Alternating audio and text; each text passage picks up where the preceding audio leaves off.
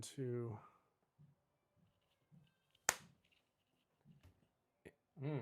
Hold on. I started to do something at like the last second, and I was like, something new. Yeah, I was like, let me just like pull this cord out of this thing because I didn't like how it was showing up right here as another audio source. I'm like, oh yeah, this is a great time to do that. He's gonna be too far over. Yeah, you're right. Yeah. You're right. That wasn't the move. That was not the move. Just squeeze this. There it is. That's a good one. All right, what up, everybody? How you guys doing? Happy Tuesday. I'm gonna put little X's or like little marks on the ground, maybe like tape or something. So like every time that we adjust all this. Also, I'm shopping for a desk that has wheels, and I found it. I just need an angle. I feel like probably. Yeah, I didn't have my what are those things called? A level. I don't know if you can do levels horizontally. Your phone has it. Yeah, but it's not a very good sample size, because the phone's only like 16 inches, 6 inches. I don't know how many inches. Diagonally. Yes. Horizontally. Yes. So like, anyway, math and stuff like that just isn't quite working out, but I do believe that you are correct in saying that's probably why things are thrown off here a little bit. Anyway, long story short, desk. We're getting a desk here, and it's going to be on wheels, and then I'm going to put a couple of little marks on the floor so that the picture looks exactly the same every time. So we're not like adjusting this kind of weird framing. You're getting a desk. Yeah, like a real one. So like what you guys don't see here is this is actually kind of a clever desk. It's only got 2 legs, and then this side is just kind of like balances on whatever you want to balance it on. Yeah, that's the same height as the legs. Which now you come to think about it is I wouldn't even call dumb. it. I wouldn't say it's a desk. Like you made it a desk. Yeah, but it's a desk. It's a flat kind of table thing. That I guess it goes with this shelf. I'm not sure. Anyway, whatever, guys. This is what we're trying to figure out here on Tuesdays, the Spick and Span Show. Obviously, we've got a really great show for you guys. And there's a tiger wear drop? Yeah. Yeah. Is it happening right now? I saw you cooking something up back here. On at 5. At 5? Yeah, there's a lot. Okay. There's a lot. There's a lot of stuff coming. Yeah. I mean, cranking away at it. Well, sweet. 5 p.m. Okay, I'm going to put that...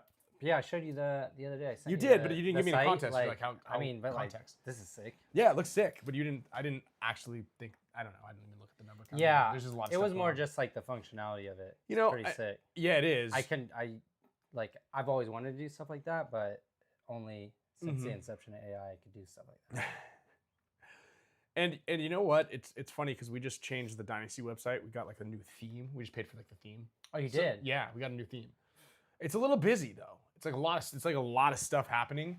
Dude, you guys could pay me and I could do it for free. Well, you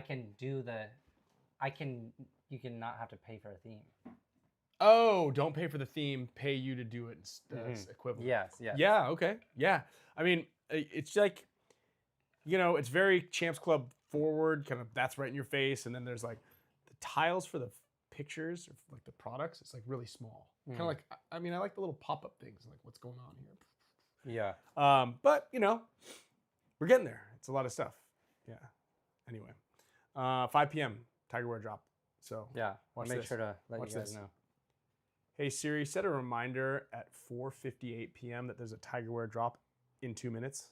Because otherwise we're gonna run Ryan's card.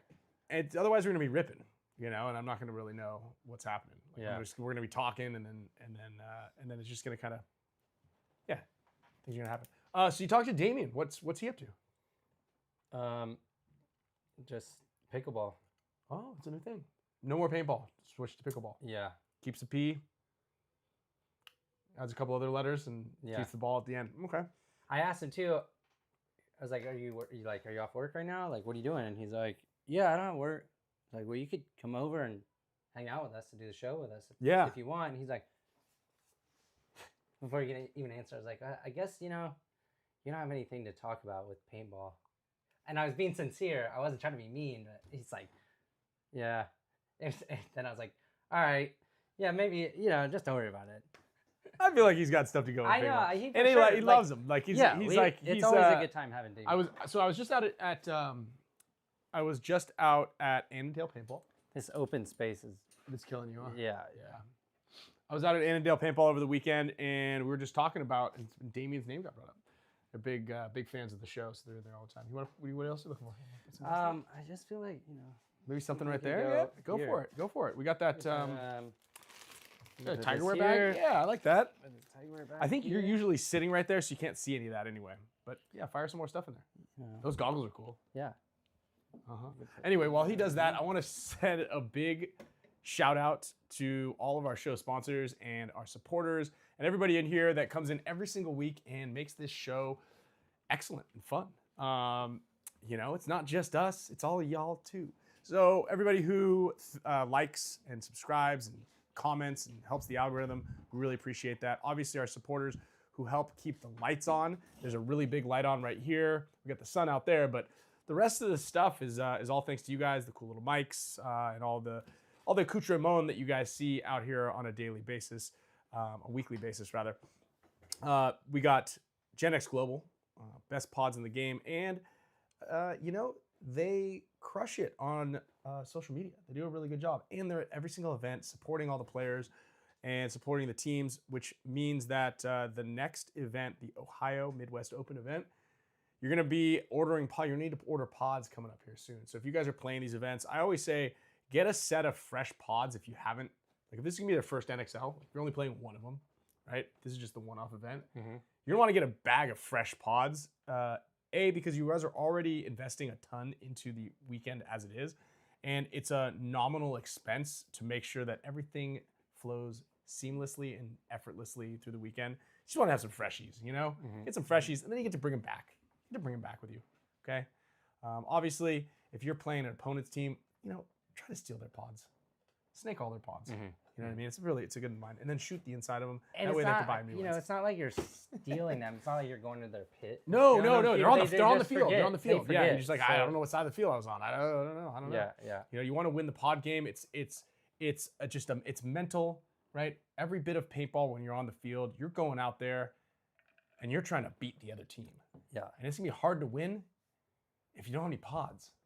But if you control the pods, you know, that's just one element there. Yeah, that's one. It's just psychological warfare. You can give them back at the end of the day if you really feel like it. Like at the end of the event. Like, oh, hey guys, seems like we started with 50. Now we got like 120. Not sure how you guys did, but good game. Do you want some of our pods? You know. Anyway, business. You could even sell them back to them. I don't know. Yeah, pods are communal. That's right. Do a flip 100. And that's another one. Maybe we have a Gen X like pod rental system. Be a good one to pitch to them and just be like, hey, look, we're gonna bring you a box, you know, like everybody gets to use them. And you get like a code to use and boom, right? And they'll just collect them at the end. I don't know how you figure that out, but subscription service. Anyway, Gen X Global, check them out. They're the best.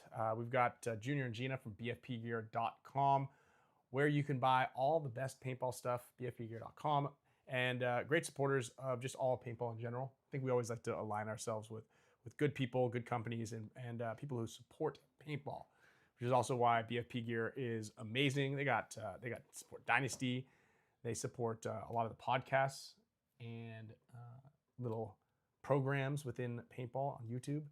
They are supporters of Paintball Fit. Also, if you guys are Paintball Fit fans, we're gonna be out PB Fit. Those guys are good guys, so obviously align yourself with people who do good things. So big shout out to BFPgear.com. Pate Smith and Pate Smith Law. He was on a couple of weeks ago. I think he actually, one of you guys called him. Somebody had an auto claim or something. Yeah. So somebody called him. Hopefully it works out, Leave a review. Let us know. Hopefully we pointed you guys in the right direction over there, but Pate's a really great guy. Obviously HORMESIS, Tigerware. We got Island Designs. And then I'm going to be scrolling up a couple of the PB Fit events that they have. They've got a lot of stuff going on. Some of the Cosmic Paintball, the Hard Point match. I think we shared it on our story today. And I have it right here.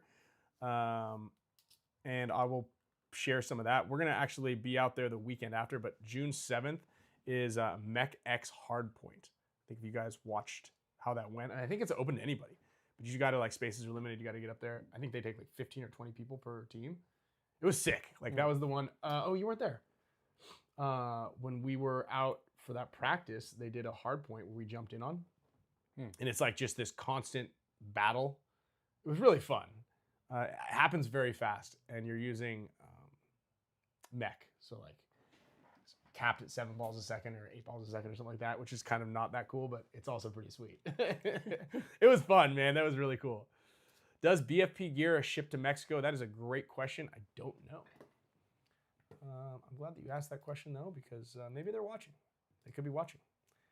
feel like it would make sense. I mean, but maybe not. Maybe not. I don't know. Sometimes it's kind of like not the easiest to always ship internationally. Do you guys talk about ship internationally? Mm-hmm. Oh yeah. Yeah, we'll sell it everywhere. Dynasty is not playing Hardpoint on the 7th. I think we have. I think it's open to everybody. Let's see. Let me read it here. Limited space available. Control the Hardpoint. Win the game. Paintball Fit. Mech X Hardpoint. June 7th. I can ask him real quick if it's open to everyone. Hardpoint. Open to divisional players. I'm almost positive it is. I think usually it's in conjunction with the XTPL. So yeah. Yeah. Curtis, what was my rock dilemma? Did I have a rock? Did I deal with rocks? I wanted a rock. I wanted like a big cool rock. I don't know. Is that what I was talking about? What's my rock dilemma? Did we have a thing last weekend we were talking about rocks? My lava rock. Yes, I shipped it. I did. And you know what? Things are turning. I don't know. Turn around. I don't know. I did have, my pink eye's completely gone. So, that's right? Good. Yeah. I feel like getting pink eye is just bad luck. Yeah. Especially if you're the only one in the house. That means that somebody, that means only that one that got it in that. I'm the only one who got it. Yeah. Right. So I did ship the lava rock. I don't think it has landed yet, but we sent it to just Volcano National Park out there. That was the recommendation. Mm. So, but I do feel like my luck's maybe turning around a little bit. I had a terrible 2 days in the market though. Like very, very brutal. Got a nice win on an Intel call, followed by a mega loss on Microsoft and AMD that are still going down. So, I don't know. I feel like everything's up. No? It's kind of like sideways. But a lot of we're seeing a little bit of a pullback here on some of those. I don't know if I call them like exploratory AI driven tech, right? The stuff that's still like, Yeah. We're in it, and all those things peaked pretty hard, like over 100 something %, and like those are bringing a big pullback. Like Nvidia or no? No. Like there's some like discs and like cables and things like that. There's a bunch of companies like the power companies or the ones that like SanDisk, or Micron, the guys that use the disk space. There's a couple other ones that like work in space. I've been, what I did just do is I moved a lot of some defense stuff over to NASA, which is NASA, but it's an ETF that has exposure to all the space companies. Oh, dang. Yeah. So what's funny? I was telling you probably this isn't financial advice. You probably realize this because you'll remember this, but Scott was talking to me when he was texting you on what to buy, and I was like, he's not. Look, Ryan's. Yeah, you shouldn't be doing anything risky, but if you want some risky stuff, like Ryan's more in it because he's got this. He's in this channel, and then he said, "This is what he said," and I was like, "Yeah, that's what you should do. That's what I'm telling you. You should do that to be safe." But just so you know, Ryan's got some other secret stuff he's not telling you about. But he doesn't want you to do that. You don't want to tell people to invest something and lose exactly. money. Then you're like, sorry, dude. But he was kind of like, Ryan just said like the basic stuff. And I was like, no. I gave him some good ideas. And I was like, look, dude, so Scott's funny. Scott like kind of he's really like, I don't know, all in, balls to the wall. And he lost a good chunk of change only because he was very antsy and not very patient. Patience is a virtue, everybody. Patience is a virtue in there. So just, Diamond Hands Jr. and I are in it. BFP Gear. I think you guys might have to go shopping because Junior is also, I told him, hey, whenever you screenshot something, this is like the rule of trading, by the way, and this isn't financial advice. But if you ever have like a big, like you're like scooped up a big win, you're like, oh my gosh, I just crushed it. Yeah. Right? Right when you go to screenshot it and go, I'm going to send this to my friends, sell it. Don't ever screenshot it. Don't send it to your friends because it's a guarantee you're going to lose that money. Yeah. So he sends me his first screenshot. Commentator curse. Yeah, he sends me his first screenshot the other day. And I was like, sell. And he's like, no, wait, I think it can go up higher. Then he screenshots it again. Double negative the opposite direction. He's like, I should have sold it. I was like, yep. Yeah, so you don't want to do that. You got him hooked because his first one at the tournament was a win. I know. So he's in it. Thank you for the reminder on NXL Europe. Actually, a couple of interesting announcements here. Well, congratulations first to Joe Barrett in the Droogs, first place right there. Bravo, Joe.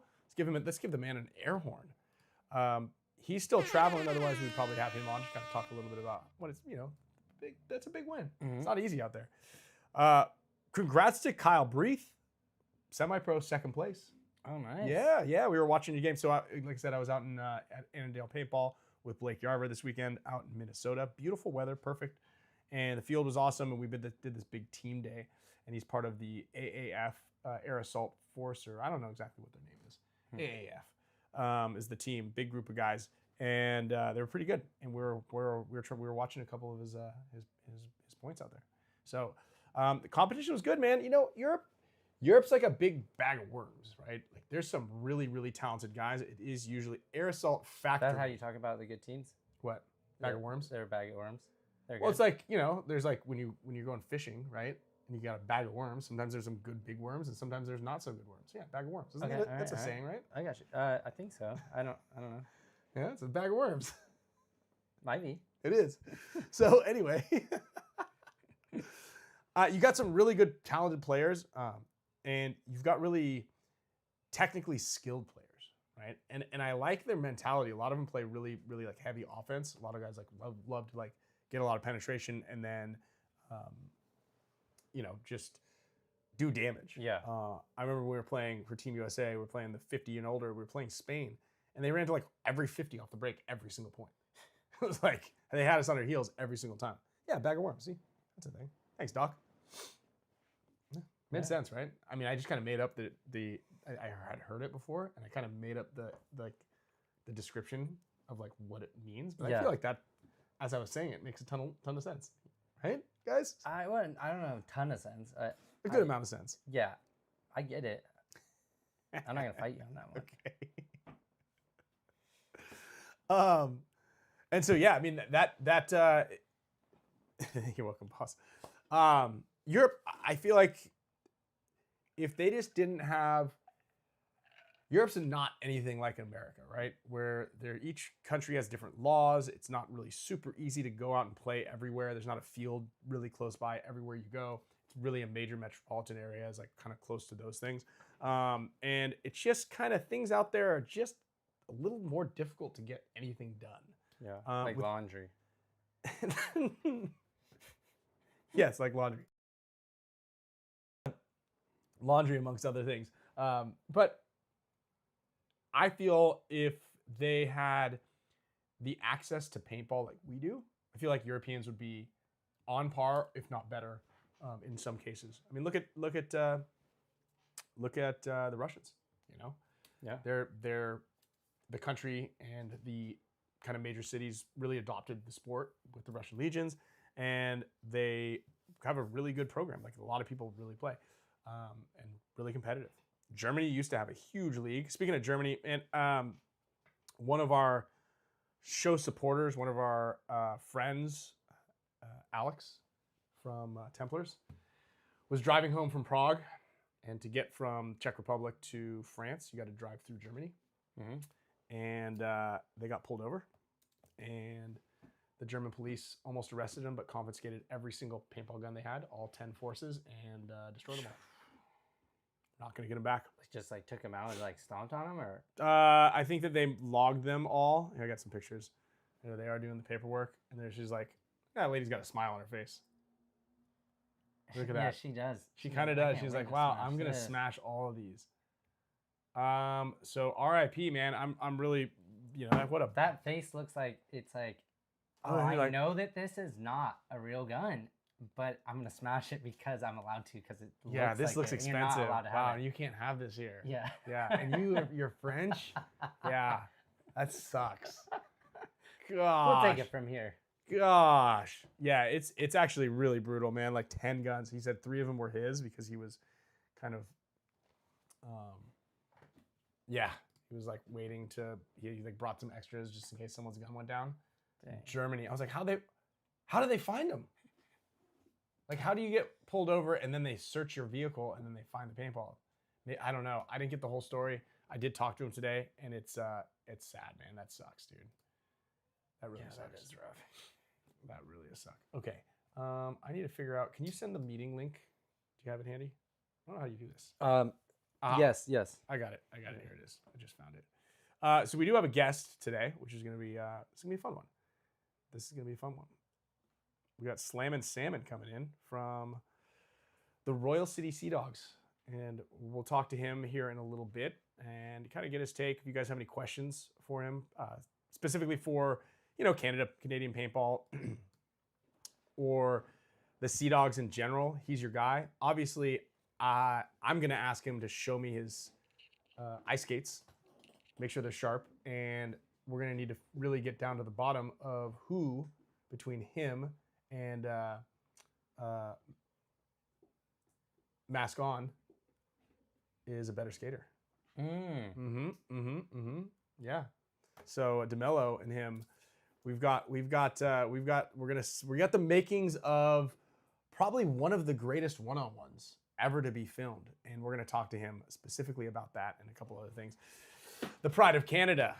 I feel like they're up there. So I love that we've got a lot of Canadians out there right now already ready to rock and roll. Well, let me fix this thing up. I feel like I need to get this thing up a little bit better.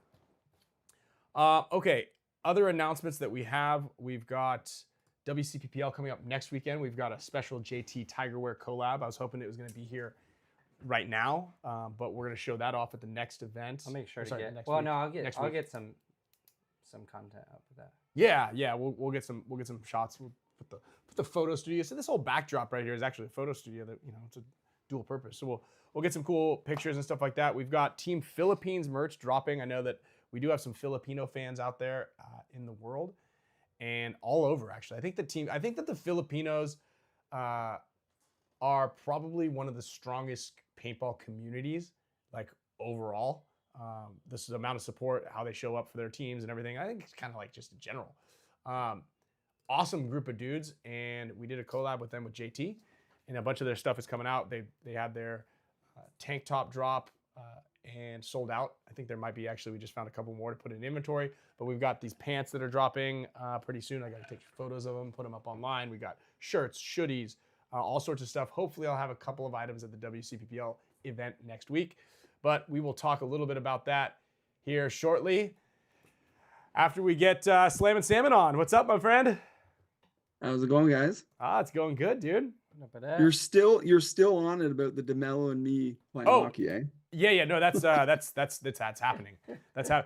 Hey don't Siri, know set a reminder DeMello... January 2nd to remind me to fly out to Canada for the one-on-one between DeMello and Slammin Salmon. I don't know if Ryan can skate. Oh, he says that he says he played AAA. I don't believe it. Well, that's the thing. We're gonna be skating. It's gonna be great. This is a great time. This is what the people want to have. The first Tuesday, I think the first Tuesday of the new year, like we'll just do a live show from Canada. All right. It's cold. Yeah, it's got to be cold to have ice. It's cold. It's got to be cold. When do your lakes start freezing over? I don't know. It has to be thick enough. It changes. I know, but we got paintball guns. We got bunkers. We'll bring a couple. We're gonna bring the World Cup Spick and Span bunkers up there. There you go. You could. Yeah. We have a lot of lakes around us. That's what I'm talking about. Like hundreds around me. That's it. Ask Shane about the time being a semi-pro hockey enforcer. He is not someone. I don't know what Alexander's asking. So did you play? So let's just give everybody a little intro because we came in straight for we came in straight on the heater. The DeMello. Yeah. So give a little heads up on kind of what your stats are, what's going on. Well, my stats are for hockey. No, you're 6'4", you're 170. Like 170. What am I, paperweight? I'm like 190, 195. Yeah, okay, that's close. I am pretty thin for a 6'4" guy. I would fight guys that were like 230, 240. God. That wasn't fun. That's like a rite of passage. It was right? fun. It was fun. I thought. Yeah, you did. Yeah. So I'd pick for the big boys. That's wild, man. What a greasy looking guy. See, it's funny because the culture of like paintball and hockey are polar opposite. Like no one, if you bicker at the ref, your coach is going to tell you to shut up. Whereas Yeah. like paintball, the coach always thinks the players are right. So they always fight for the player. It's like, no. Like how many times do you whine about the ref to your coach, but you're probably not seeing it the way the ref's seen it? And the coach is always like, yeah, like you're right. It's like, no, chances are the player's wrong. I know for me, coaching, I give them a good look in the eye, and then depending on the person it is, see which way their eyes, see where their eyes are. Yeah. if you come, So you know your something players. versus Harrison tells me to fight for something, I'm like, and I haven't seen it. Well, you know, but the other thing about it is with hockey, like you can like you have eyes on, you can essentially see everything that's happening. I mean, not everything, but like there's no bunkers in the way. So when you go and like, you're like, dude, ref or coach, I swear that, you're like, dude, shut up. Yeah. Yeah. I have a good one that you guys will actually appreciate. My my girlfriend the other day, we're watching hockey, and she's like, you would think they would make like the puck like a color that you could see a little bit better, like something that contrasts more. I was like, what do you think contrasts best against white? What color? And then she's like, okay, I'm gonna do that. Like, well, I know like way back in the early 2000s, they like lit up the puck for TV, so it'd like be lasers across the screen. I thought that was a good idea when they did that. Yeah, I don't know how long it lasted though. It wasn't too long. What? Yeah. So what is your hockey background, and like what in Canada? If you're just kind of like, so because we're full on hockey at this point. For some people might be watching this and be like, "Sick, you got a pro hockey guy on?" I grew up playing like single A and triple A. So triple A is like the highest you can play as like a minor hockey player. So like from ages, I don't know, let's say 5 or 6 to 17, and then you either go junior. So you play junior, which there's a lot of junior leagues. There's like junior A, which is like the highest junior form, but then there's also the CHL, which is like the OHL, which is higher than junior A. But back when I played, if you played in the OHL, you couldn't play school hockey in the States. So like a lot of players would go play junior A, so then they could get like full scholarships to the States. But then there's junior B, junior C. Okay. I played junior A growing up, like in my teens. So what would you say then? As a matter of fact, because I just came back from Minnesota, and they've got a ton of lakes, and they got cold ass winters, and they're hockey central. That it's crazy because on the plane there were 2 kids. And what we're in with the end of May, and it was 80 degrees out there, and I guess they were at like a hockey camp. Oh, for sure. And and JT from Annandale was telling me that he's like, yeah, hockey is now a year-round thing. It is. Hockey camps is year-round. Oh yeah. So yeah, like in the off season, kids are probably on the ice more in the summer than they are the winter almost, like up here. Yeah. Because they already had tryouts for next year, like all the AAA teams and junior teams. So the kids will do like power skating or like skills and drills. It's crazy. I didn't do a whole lot of like summer hockey. I'd play lacrosse and obviously paintball. I didn't want to play like junior hockey. I wanted to play paintball, but I just come from a hockey family. Sure. And you got big mitts, so yeah, a good wingspan. So like AAA, I was like a goal scorer. And then when I came to junior, you're allowed to fight in junior. So, and I grew up watching my oldest brother, who was like a tough guy in junior. He won an all Canadians and everything. So like you grew up your whole life, you're watching. Back then it was wild. There'd be like multiple fights like game. As I gotten older, it wasn't. There was maybe 1 or 2. And I was usually the one of the 2. Do you have all your teeth? Yeah, all my teeth are real. I haven't lost a tooth. I haven't lost a tooth. Haven't broken a nose. Oh right. I've been in a lot of fights, fortunately. But yeah, so summers I play lacrosse. But like a lot of NHLers same way, like that are my age, like John Tavares for the Leafs. He was like a big lacrosse player. I'm pretty sure his uncle was like one of the best like NLL players. Okay. Like lacrosse players. Yeah, lacrosse is actually, I think, or it might still be, or it was for a while, like the fastest growing team sport. Probably sport. Field lacrosse. Yes. What's the other one? Box lacrosse. So in a hockey rink. Oh. Yeah. You guys have a team in San Diego. Yeah, we have what are they called? The Seals or something? Yeah. No, the goals are hockey. The goals seals are that's the AHL. Goals are hockey. Seals are lacrosse. Yeah. I believe. Yeah, I think it is the Seals. Yeah, we got a paintball team. We've got a bunch of obscure sports like we still picked have baseball. we picked a terrible sport to be good at. Yeah, I know. Like no money at all. I know it. We all pay to play on the Sea Dogs. Like everyone pays. I know. Way. Yeah, I feel you. I know you, and you don't even have data roaming. You can't even use your phone in the US. I don't. You're right. I use an eSIM. Yeah. That's legit. Yeah. If I want to use my phone, it's like $15 a day per day to use my phone. Jeez. Yeah. Well, did you sign the petition to become the 51st state just so you could get data roaming? Sure. Bring it. That would do it, right? If we get the 51st state, you think any of us are going to live north of the border? You're coming back. No, we're all moving south. We're not staying in Canada. But like Seattle's more northern than us. Like where we are. We're near Toronto. So like Seattle's actually more north than me. Yeah, it just doesn't get very cold over there for some reason. Yeah, they're just rainy. Tell me about paintball and what it is about paintball and where you got into it and what it is about paintball that kind of made a person who played a more traditional sport or sports like what was the drive there? Because obviously you were pretty good at sounds like a handful of things. So it wasn't a birthday party. I wish it was, but it was hockey. It was one of my buddies in hockey. He was kind of like maybe similar interests as me, like a gamer.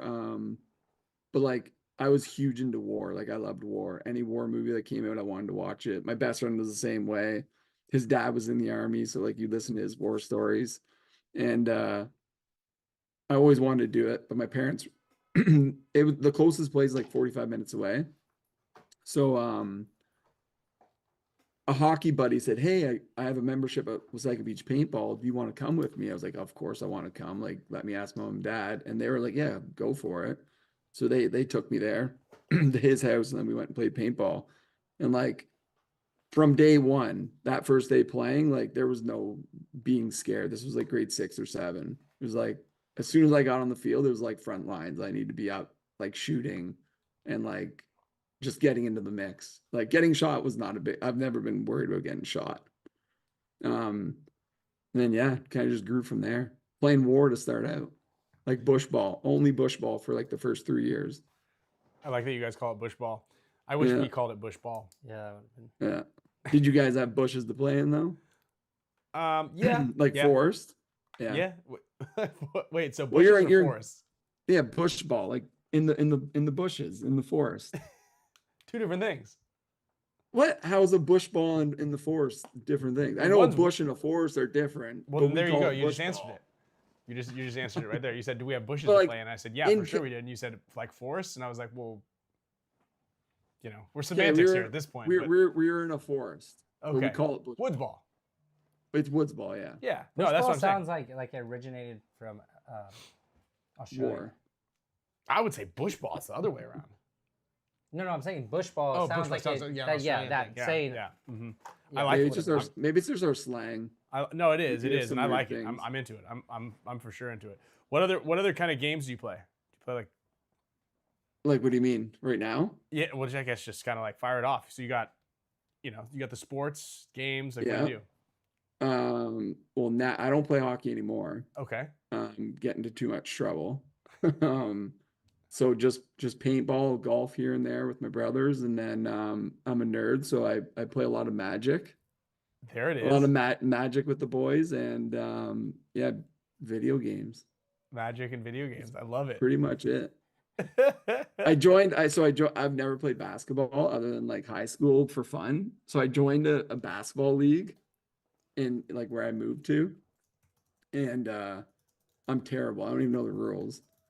But we won the championships this year, which is pretty funny. So you're just randomly good? I mean, just because you're tall? I'm athletic. I can play sport. Sports. That's what tall people say to short people when they're like, "No, it's not. That's not why I'm really good at basketball. I guess I'm athletic." Hey, we're athletic too. I'm just gifted with sports. Anything else, not so much. What would you say then? What would you say then from the transition to bush ball to and what year was it that you played? So I'm a 90 baby. How old are you in grade 7? What? Grade 7, 7th Yeah, grade. How old were? 7th grade. How old would you be? I don't know, like probably what 13. age? Okay, so I started 13? playing in like 2003, 2002, 2003. Okay. Is when I started playing like woods ball. Yep. And then, It was, like, right after that. do you remember CXBL? Yeah. I played one event of the CXBL. Okay. What year was that? No clue. I played with Heat out there. Okay, so in the Quebec division. East Coast, yeah. Yeah. So I played in the central. We won the MXL, which was like Canadian semi-pro, I think in 07, either 07 or 08. Sure. With Nottawasaga Beach Boys, which was like Wasaga Beach Boys younger team. And it was like 15 balls a second back there, right? Yeah. Yeah, the entire time that I played CXBL was 15 balls a second. Nice. The 2 halves, penalty boxes. So I played that from like I don't know if it was 07 or 08 up until 2016 maybe. And then Okay. it was and so NXL how did from you there. so how did you transition for the two? So that's kind of like, what was it that brought you out of the woods or bush and into like a tournament scene? You know, like a lot of people kind of just like looking for competition. Yeah. And I don't know. So it was like I was playing woods ball one day. I used to be at Wasaga like every single weekend just playing bush ball. And then I seen a tournament going on. At the time I think it was OPPL back in the day. I was like, oh, I gotta try this. Like this is my stuff. So like pretty much from there, I think I took out all my savings and I bought a Buddy Oracle Cocker. And that was like my first like speedball gun. I think I used it once and then I traded it for a Spartan Parts Nerve. And that was like my go-to gun for like 2 summers. I love that as a your kid. first tournament gun was an auto cocker in 2000 when there was 15 balls. Like wait, in 2000 what? No, that would have been, so the Buddy would be like, so if I played bush ball for 02, 03, 04, it'd be like 04-ish would be my first, would have been my Buddy. It was Okay. 04. And then 05, I would say would be The the Nerve. Nerve. And then the Nerve went into the I think a Russian Legion Timmy. Oh, Was probably sick. my next Yeah, marker, there it is. which was probably my all-time like favorite, was my RL Timmy. Like when they were doing all those different like A-bomb and Ripper. Yeah. Yeah. Those were Yeah, sick. a gloss red Russian Legion Timmy. And that, so here's the funny thing. At Wasaga Beach Paintball, I met Tom Guest. Oh, no So way. me and Tom started like a 3-man Young Guns team called TKO. And like we rocked that for I think 2 summers. And then we joined CXBL, which was like MXL together. And yeah, that's how it all started. So me and Tom would be at the field, like our parents would drop us off, and we'd be at the field from like open to close with like a case of paint for the whole day. Yeah, and that's what's crazy. So like that story right there, like that whole story is like, this is like the $1 million question in paintball. Yeah. You know, to save paintball. Like we need to put the brightest minds together to save paintball. And this is actually something that Junior and I were talking about from BFP Gear, and like just because he has a field out there, the extreme paintball, and we always talk about it. But the $1 million question would be what happened to that? Like what happened to that whole, like, this doesn't happen where parents will drop their kids off in the morning and then like basically it's babysitting. But you drop them off and you come get them later. That's how it was with us. Like we would just all go to the field. We would be there from 9 a.m. until 3 or 4 p.m. and then we would go home. But like that doesn't really happen anymore. I honestly don't, like, I don't know. Like kids are just different. Like I don't know. Like it's so hard to answer. Because like for me it was a no-brainer to be like up early. I'm not like a morning person, but when it comes to paintball, I'm a morning person. Right. So it was like paintball's like my stuff's washed. I've probably put it on and taken it off 5 times, cleaned my gun 5 times. So like when it was paintball, it was like I'm going to the field, and my mom, like I didn't have a phone. There was no cell phones. It was I'd call them from like the paintball pro shop phone. Like, hey mom, like field's gonna close soon. Are you almost here? Yeah. Like, yeah, I'm leaving now. It's like, okay, she's here in 45 minutes. But I honestly don't know how you can get kids to want to play more. Like it was a no-brainer that on my weekends I was going to play paintball. Yeah, man, it's funny because even like the rental side of things, and someone mentioned it, like now it's like when you go and do open play, if you've got your own if you're self-equipped, which is actually like not even a thing anymore either. Like people like the whole walk-on paintball where you go out and like play in the bush or the woods or whatever you want to call it, with your own equipment is like very few and far between, and especially if the field has a tournament section of it, you're just split into those two groups, right? There's just not a ton of self-equipped walk-on players anymore. They're just tournament players, and then there's rental players. And oftentimes you'll go to a field and like it's a bunch of birthday parties, and if you have your own equipment, they're like, "Yeah, sorry, dude, we're not going to let you play with your your nerve out here. I know. Your intimidator with those shooting 15 balls a second against these kids that are using Tippmans right now." Which is funny because like when we played CXBL and stuff, if you wanted to play like rec ball, you'd usually use a pump gun. So like if you're going out to play in the woods, you're using a pump gun, and not to like you're not going to go stab a renter or like a little kid. But like now, if I go to a big game, say at Wasaga, and you got a gun owner that doesn't play tournaments, but he's just a gun owner, he likes to shoot fast. You better bet when he sees a kid, he's lighting that kid up. Which back in the day, I don't think it was like that. You're kind of right, actually. That's really interesting. It's funny you say like you're right. Like people, you might be right about that. Like people just didn't do it as much, and there wasn't as much mix. I mean, when we played, it was like self-equipped walk-ons and rental walk-ons, and they were two separate things. And there was now, granted, there was airball and hyperball hadn't been invented yet, but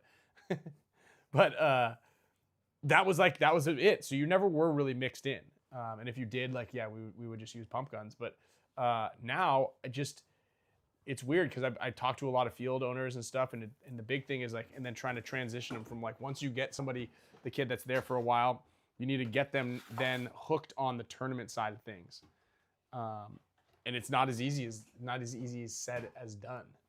Why do we need to get people hooked on tournament though? Because like I know when I first started playing paintball, it was I wanted to play war. I wanted to like. That's true. You watch Black Hawk Down. I want to go and have Black Hawk Down in real life without the dying aspect.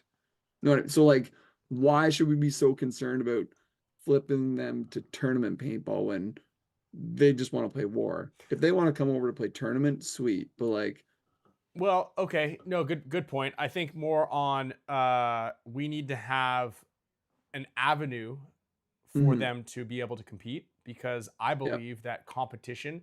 Do you think that hockey would survive, would still be an active sport if there wasn't the NHL? I don't know. That's hard. I know. It's because tough. hockey, you can buy a pair of skates and a stick, and it can last you a lifetime. It could, right? But if you're not like, you kind of, everybody, no matter like how much when they play paintball, you consume paintball. If you play paintball more than once a year, you're probably consuming paintball content of some form. Whether it's your favorite woods ball player, you're following Wolf, or you're following Reaper, or you're following the Sea Dogs, or you're following Marcelo or Greenspan. You're kind of consuming the content in some way if you're actively engaged and participating in the sport, right?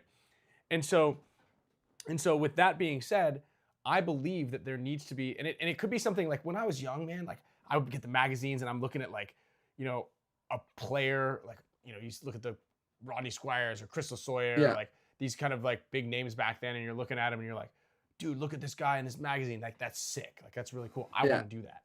That was me as a kid for sure. Exactly. I had all the magazines, and like even it's funny, my brother sent me a link to the Smart Parts World Championship. Do you remember you played in it? Yeah. And I was like, yeah, of course I remember that. He said, oh, you do? I was like, how can I not? It was by far the best televised paintball we've ever had, probably. You're serious. Like by far. Oh, that was terrible. No, it was so good. That ruined paintball on TV. It was so bad. Really? Yeah. See, for me, I think that's like your perception, because because that was the last time paintball was on TV.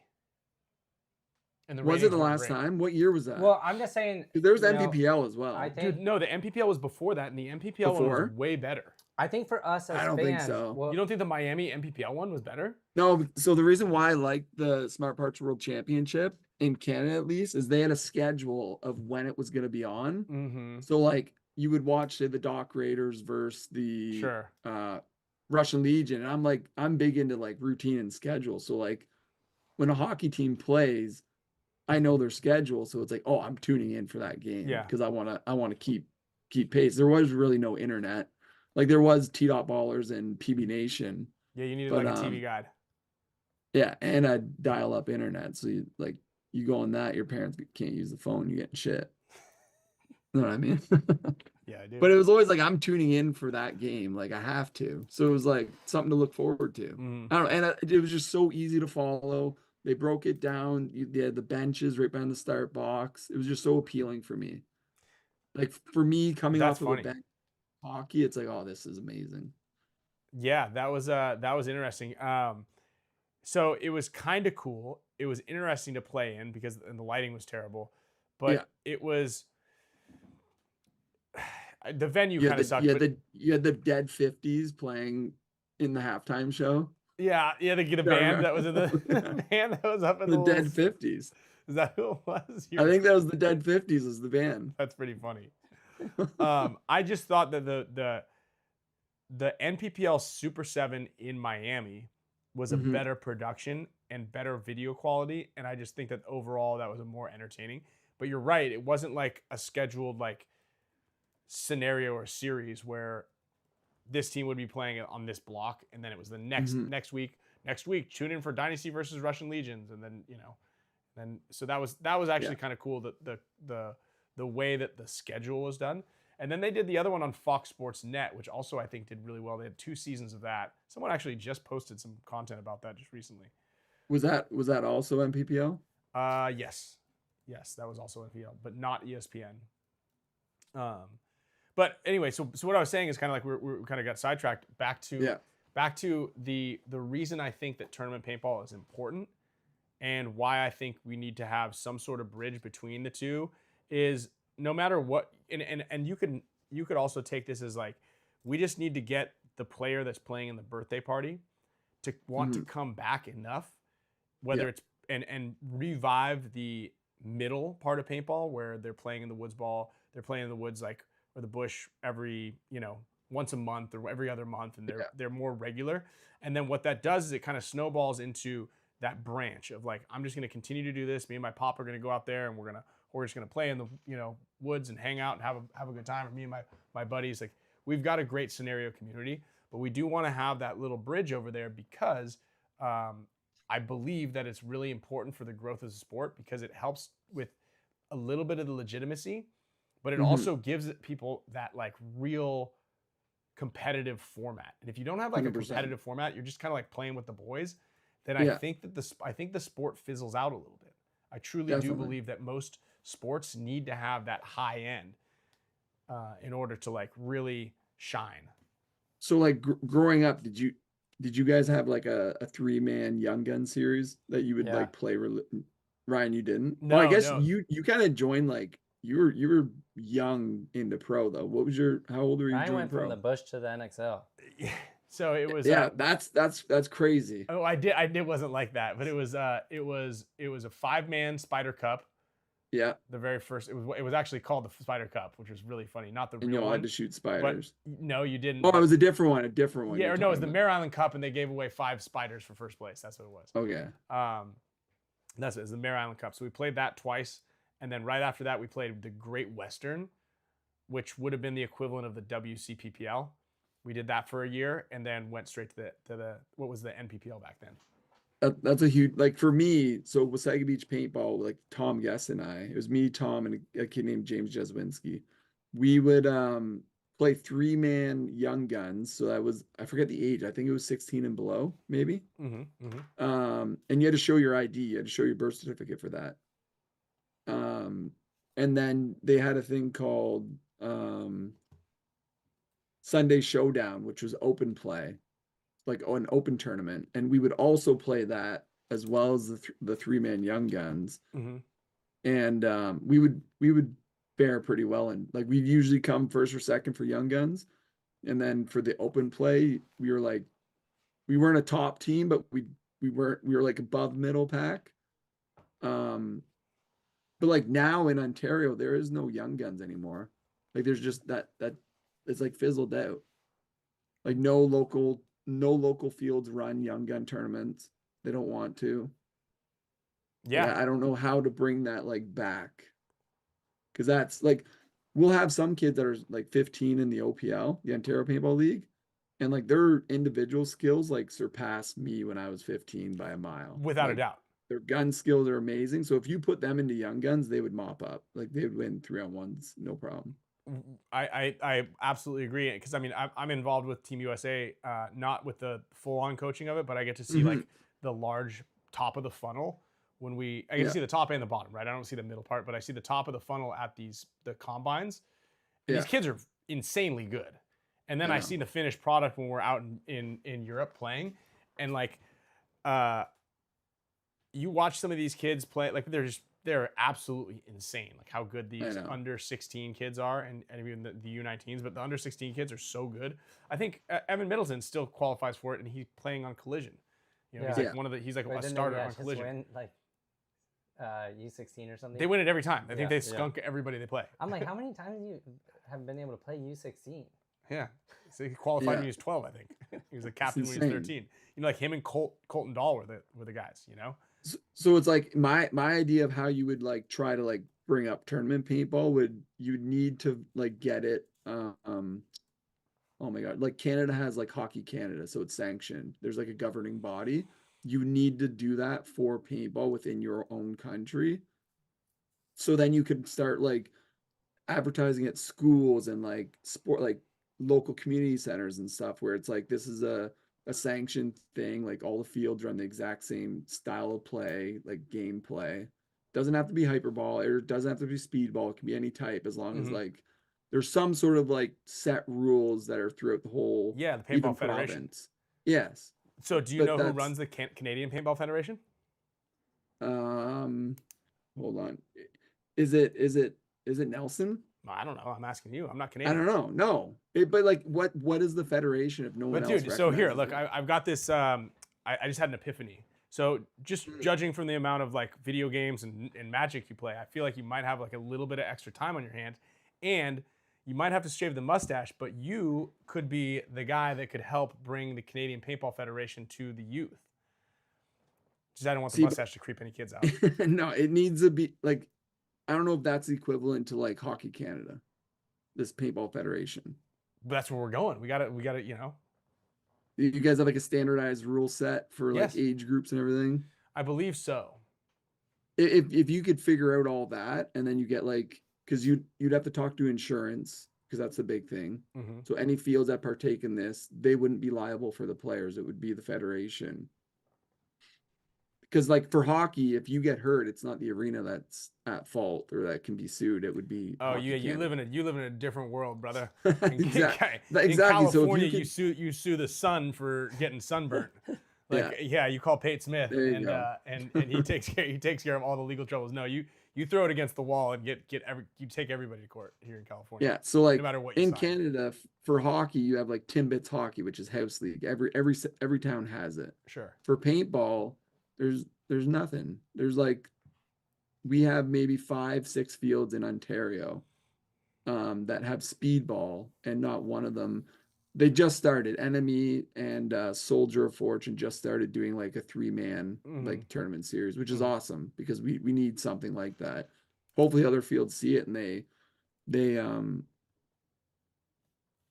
take. Yeah, see, Nelson was the last time. So Nelson's not even a part of paintball anymore, and he's our he's our head of the federation. He's not around anymore. But like, hopefully all of our fields start doing a 3-man of some sort. It's hard because I know you got sandbaggers, and the sandbaggers kill it for everyone. But like, there needs to be like, it can't even be paintball players right now that are playing. We got to target the kids that aren't playing, that are playing like video games, that want to like reenact war. You know what I mean? There's kids all over. Like kids that grew up playing guns going to Nerf. Yeah. And then from Nerf, where do they go? No, that's it. They grow up and get a job. they grow up and get a job, right? So I think you kind of hit the nail on the head, and that's kind of what it is we need to have, and it's not just tournaments don't have to be on an airball field. I think 100%. tournaments can be kind of anywhere. It should be like just get together. It doesn't need a format that needs so much like stop and go. There can be like a fluent format that, mom and pop can watch Johnny play for 40 minutes straight. And then at the end of it, go grab a ice cream. Yeah. Like the hard point's kind of cool. Like you could almost go that way because it's very little refs. If you're scared of getting shot, you can stay near the back because there's no crossing 50, and it's just nonstop. So you've watched those? I haven't watched it, but I understand like the flow of it because I've played hardpoint in COD before. But it just makes sense, like for a parent to go watch their kid. It's like, oh, Johnny just touched. Yeah, let Ryan know what that means because he thinks you're about fish. Yeah. All right. I figured it out. It took me a second. Yeah, like played hard point. So the hard point is sweet. Salmon cod. Yeah. Let me add this. It really took it. I figured it out in like 10 seconds. It took me a second. But like they had the buttons at like what, the 40-yard line on each side, right? Yeah. You played it. Yeah, like 30. Yeah, right in front of you. Yeah. So like you could almost count that as like a goal. So like, oh, Johnny got a goal. Like he hit the button. Johnny hit the button like 5 times. Like, oh my God, Johnny's a sniper. And like to us, because we play, it's like, oh, this is sure it's fun, but it's not paintball. Right. But like when they're young, who cares if it's not paintball? Eventually they'll get into like our format. Sure. I think you're right. Like make the barrier to entry and like the concept of winning a little bit more attainable. I think that's what it is, right? Yeah. And it's not just like, because I could be hiding the whole time and then I get shot and I'm like, I don't know what just happened, right? We had a kid at the clinic over the weekend, and he is his second day ever playing paintball. It might have been a little over his head, but on Sunday he ended up like, because we were playing like scrimmage points against pretty well-established players, and he ended up playing walk-ons, and towards the end of the day he's like, dude, I think I just shot my first guy ever in paintball. And I was like, oh crap.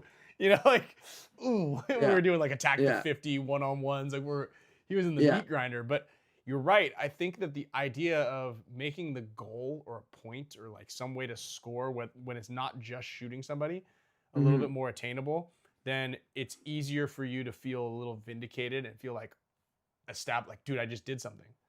100%. Even if you lose like 16-5, if you hit that button once or even helped your buddy to hit it, you kind of get a sense of like, oh, I'm not bad at this. Maybe next time I'm gonna go for the button, or like you're gonna go home and think about how you're gonna hit the button or how you're gonna help your team to hit the button. Yeah, you're right. I mean, that's kind of cool. Hey, real quick, Kyle has got his. Well, I was. Yeah, is it happening? Quite yet? No, it is. I just had to edit one thing. Okay. Yeah. Well, guys. But yeah, the drop is having. In about 5 seconds, you guys can go over to Tigerwear. There's gonna be all sorts of stuff. Tigerwear.co. You guys can get some shopping on and check out all the new stuff. Do you have any of it here? You want to show anybody? Yeah. To take a little. I can pull it. Yeah, pull it up. Let me just talking here. Get this live, and then you do that. Just keep going. But yeah, no, I think that's it. And again, that's good. I don't want to say it's $1 million question, but there is something that like we really need to get people to play more, obviously, because there's like, we're playing catch up right now. Like we're still, the current iteration of tournament paintball, the NXL and the sold out weekends and everything that's happening is all from, well, players, some of it's from, old 40-year-old players like myself who've been playing since paintball was invented. But like a lot of players like yourself were playing kind of right in the heyday of paintball. You got into it then. It's like, this is really cool. And you've been doing it for 20 years now, almost. Playing tournaments for about years. Think about that, like 2000. You've been doing it over 20 years. So that your era is catching up, right? We need a steady stream of players playing right now in order to sustain paintball for the immediate future. Because once like there's a drop off, because the numbers aren't like the best right now or over the last couple of years in walk-on paintball, because that's what I'm saying is walk-ons. And so there's something that's deterring people from coming back. And I have some theories on like kind of how business operators and owners, some of them don't care. They just don't care about the players, and I think that that's a problem. 100%. Like, I don't know if prices went up in paintball. Like everyone complains about prices, but like they went down. It's kind of like skateboarding. Like skateboarding has always been like right where it is right now. Yeah, and true. Kids are still skateboarding, and like back in the day, I don't think I even had more than 2 pods. Like I would go out and play in the forest, and I would just have my hopper. Sometimes I'd have 10 balls, and I'd go out and play a game because it wasn't all about shooting someone. It was just about like the adrenaline of being in war. I don't know. Maybe kids are different, but like when I go to the field now and I see rec ball, kids are going out there with like 6 pods for rec ball. It's like, what are you doing? You're gonna blast off your full case in like an hour, and then you're gonna go home. Like that just wasn't. I don't know. It's just a different time.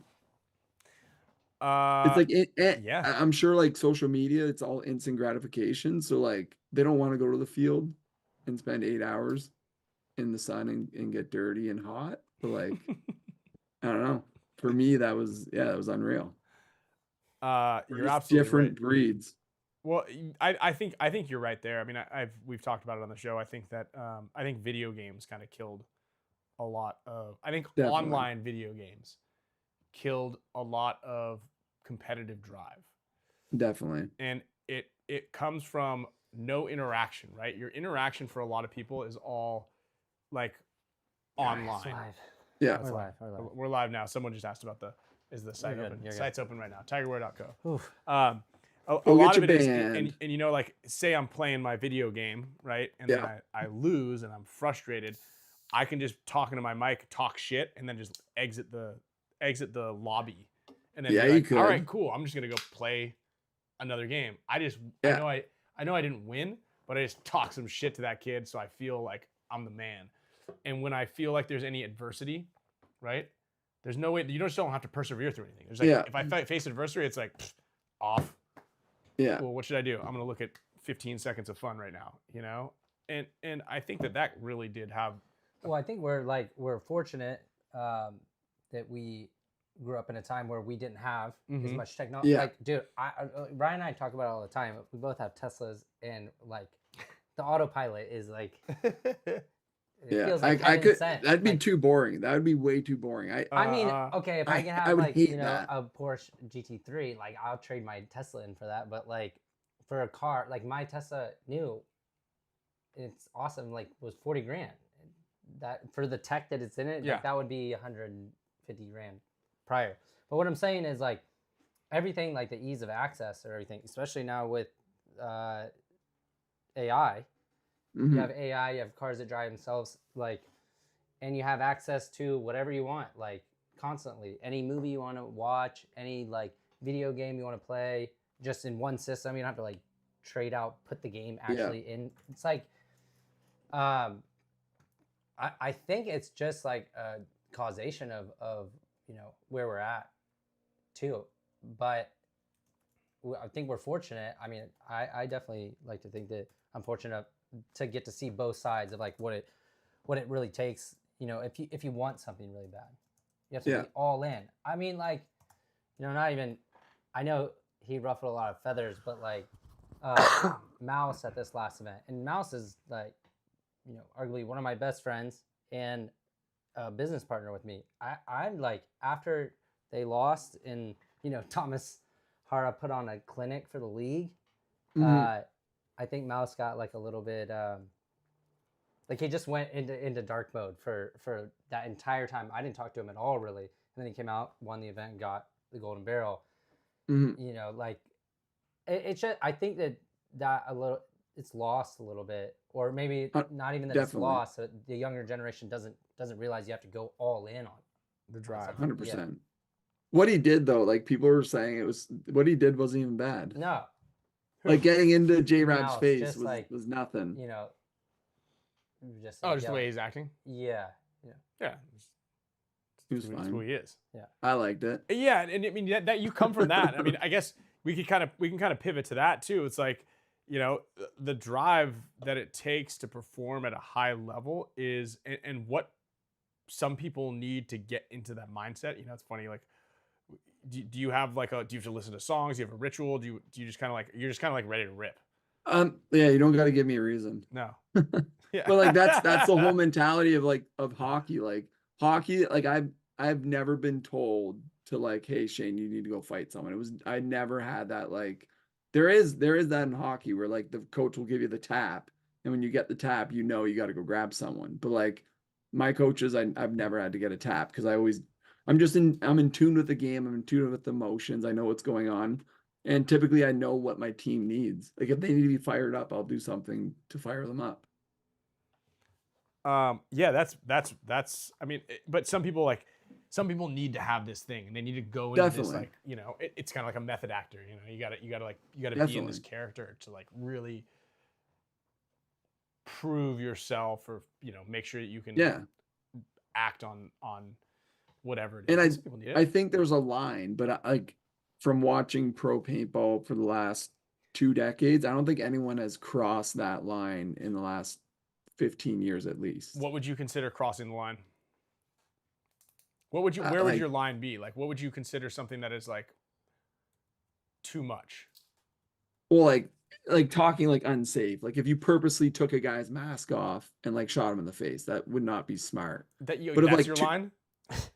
That's what I'm just saying. Like that wouldn't be smart. Everything anything underneath that is pretty much fair game. Like say if Mouse and J-Rab like were to like grab each other in that altercation, and like a scrum were to happen, and they were like just like they had each other's by jerseys and were shoving and stuff. Sure, throw a suspension, but like that's just emotions. Like they're not gonna like hurt each other. I would at least think they weren't. Even if spitting, crossing the line, yes, for sure. If one of our guys got spit on the Sea Dogs in handshake line, it would be a full out brawl. Like no ifs, ands, or buts. It would be a brawl. I said that when that that's happened assault. With us. I was like, dude, I don't care. Like, if it's my kinman, whoever, like, you spit on me, I have to fight. Oh, like you, 1,000%. You know, like, and it's not even if one of my guys got spit on, I know that for a fact there's a handful of us that would be like immediately, even if you didn't spit on our guy, but you're wearing the other team's jersey, like you're getting grabbed. It's like that's just like my mentality. Like, spitting's like bad. I would say it's worse than like getting like if someone would like, you know, really push you in the face. It's the most disgusting thing you could do. It's like by far the most disgusting and disrespectful thing. Yeah, I agree. Okay. And like I'm all for fighting in sports because it's all emotions, but once the game's over, like it's over. Like there's no more like sure. Like I like in hockey, I've fought in friends before, and like right after it, you see each other, and it's like, oh, like what's going on? Like it's kind of funny if anything.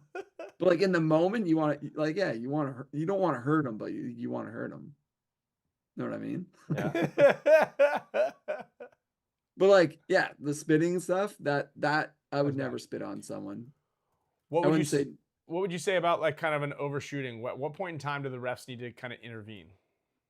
So if the refs aren't going to intervene, I think it's almost got to be self-policed. Like you're whatever you take, be prepared to get like double the amount. So if you shoot a guy 20 times, get ready to take it 40 times. Yeah.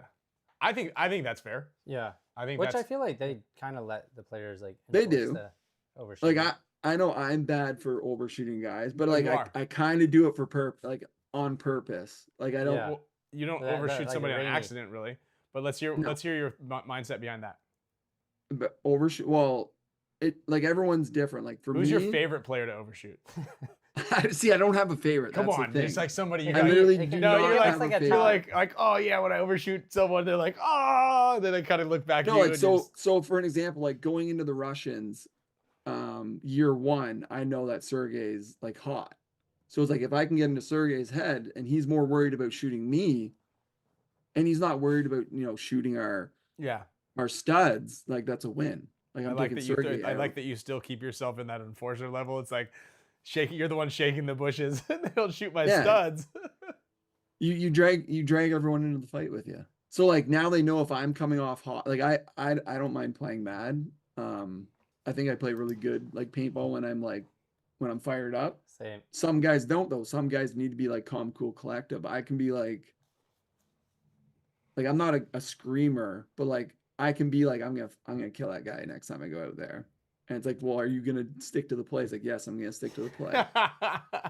like my coach knows. And then I lie to like, my coach and tell him I'm gonna stick to the play. Yeah, sometimes when I'm coaching my guys and like one of the guys gets like shredded to pieces, I'll like tell them like, hey, we need to get that guy back. And they're like, let's focus on the game. I'm like, yeah, obviously, but like, come on, get this. See, like, get your and boy. I think that's where we're different is because like you don't like if you see one of your guys get done up, I think Fit does it really good. Fit, they have each other's backs. For I don't sure. even think they talk about it.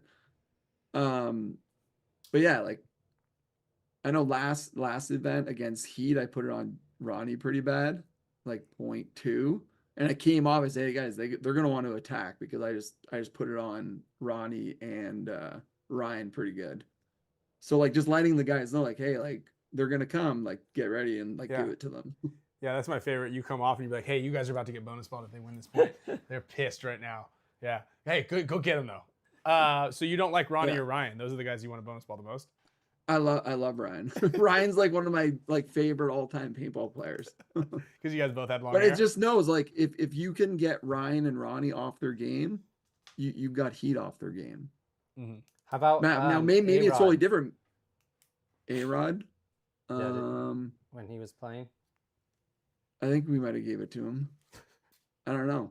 that was always So you don't like have you don't have a favorite guy that like if you're like, okay, if you could have any team that you're gonna play against and you're like, oh thank God, because I really can't wait to play Heat again so I can bonus ball Ronnie D's on. someone super nice, like yo. No, I wasn't Yosh, because he's targeting. super nice. And he doesn't do it to anyone else. So like, Yosh did get overshot at World Cup, and I said to the guys, I'm like, "Are you guys dumb? Yeah, like, you're getting spanked by Dynasty, and you want to overshoot Yosh? Like, are you stupid?"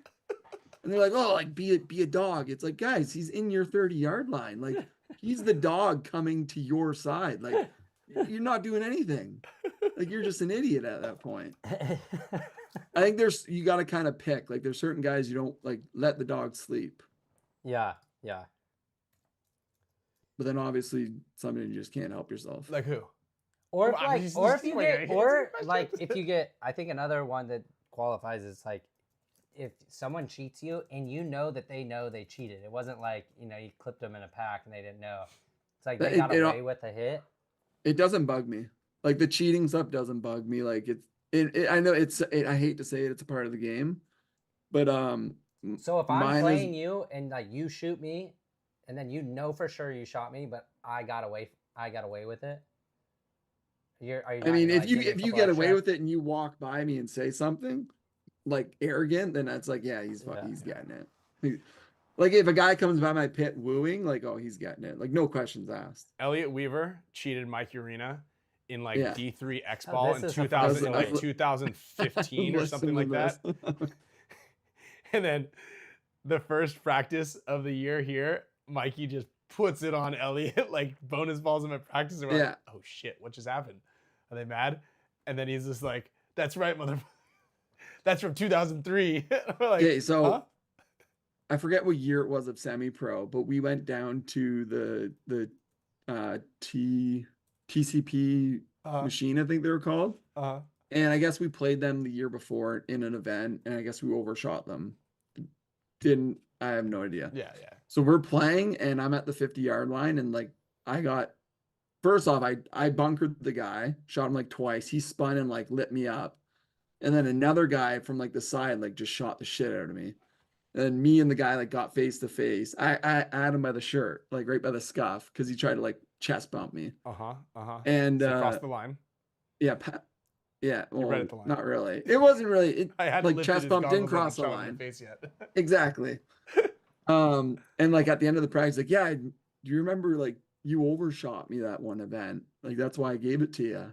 It's like, are you fucking kidding me, dude? Like, we're practicing. Like, there's a time and place. In my opinion, a practice, like, I'll never overshoot a practice. No, you don't want to overshoot a practice. Trent Nita, No. he has to be on everybody's list. Like, I feel like that's like. Yeah, I feel like he is, but I don't know if he's playing anymore. Did Trent play for he went to Hurricanes NYX. back in the day? Oh yeah, no, but did he? He wasn't at the last one, was he? No, he wasn't. No, he wasn't. He was rumored to go to NYX, but did he play for like not the Hurricanes in pro, the other Hurricanes, New England Hurricanes, semi-pro? I don't know. Maybe He may have. Who played with Benny and the other guy that used to play for Iron Man? I don't know, but forget his I name now. bet that somebody in the chat would know. Tom during Jess says that he COVID. used to crush you in GHTP maxed. I think we're 50-50. I think he might have had his days. And he beat you in Yeah, Magic I too. love that game. He On- would not on beat me in Xbox or Magic. what? I think we played on PlayStation. Hmm. We played on PlayStation. I had an Xbox, but I'm pretty sure Tom had a a PlayStation.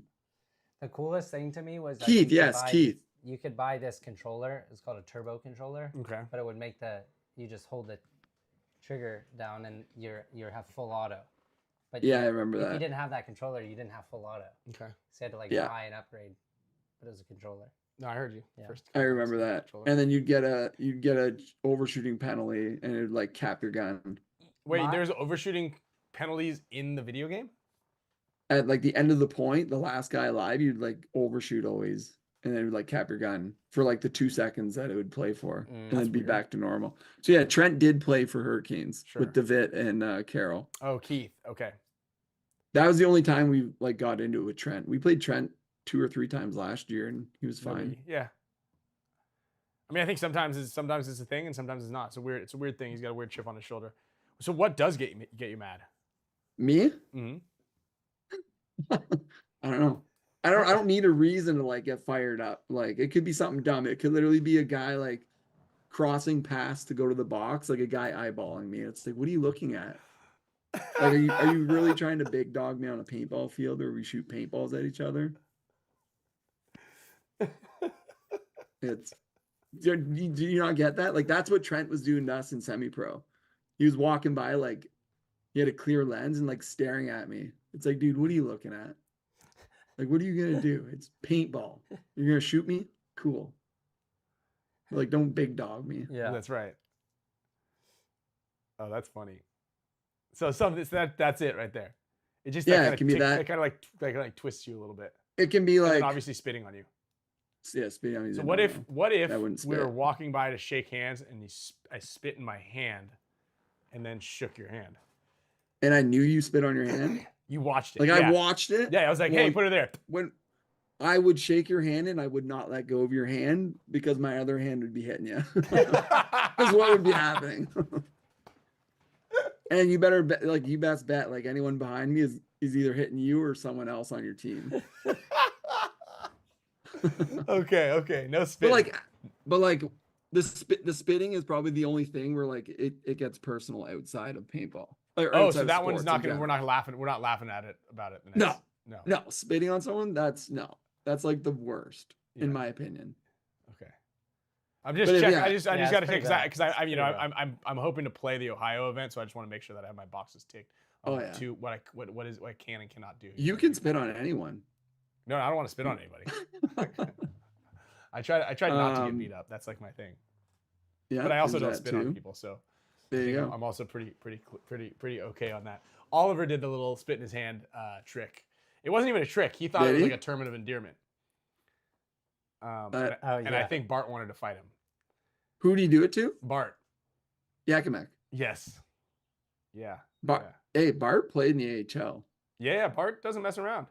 I think Bart. Let's pull up Bart's profile quickly. On Like the hockey website. yeah, Elite Prospects. He played. He was a stud in the AHL. Yeah, I heard he was good. He was not bad. 5 years. He had almost 200 points in 300 games. What does that mean? 300 games. 300 games, like almost 200 points. What is the point scale? He was 0.62 points a game. Oh, I see. Pretty So unreal. goals. Points are goals.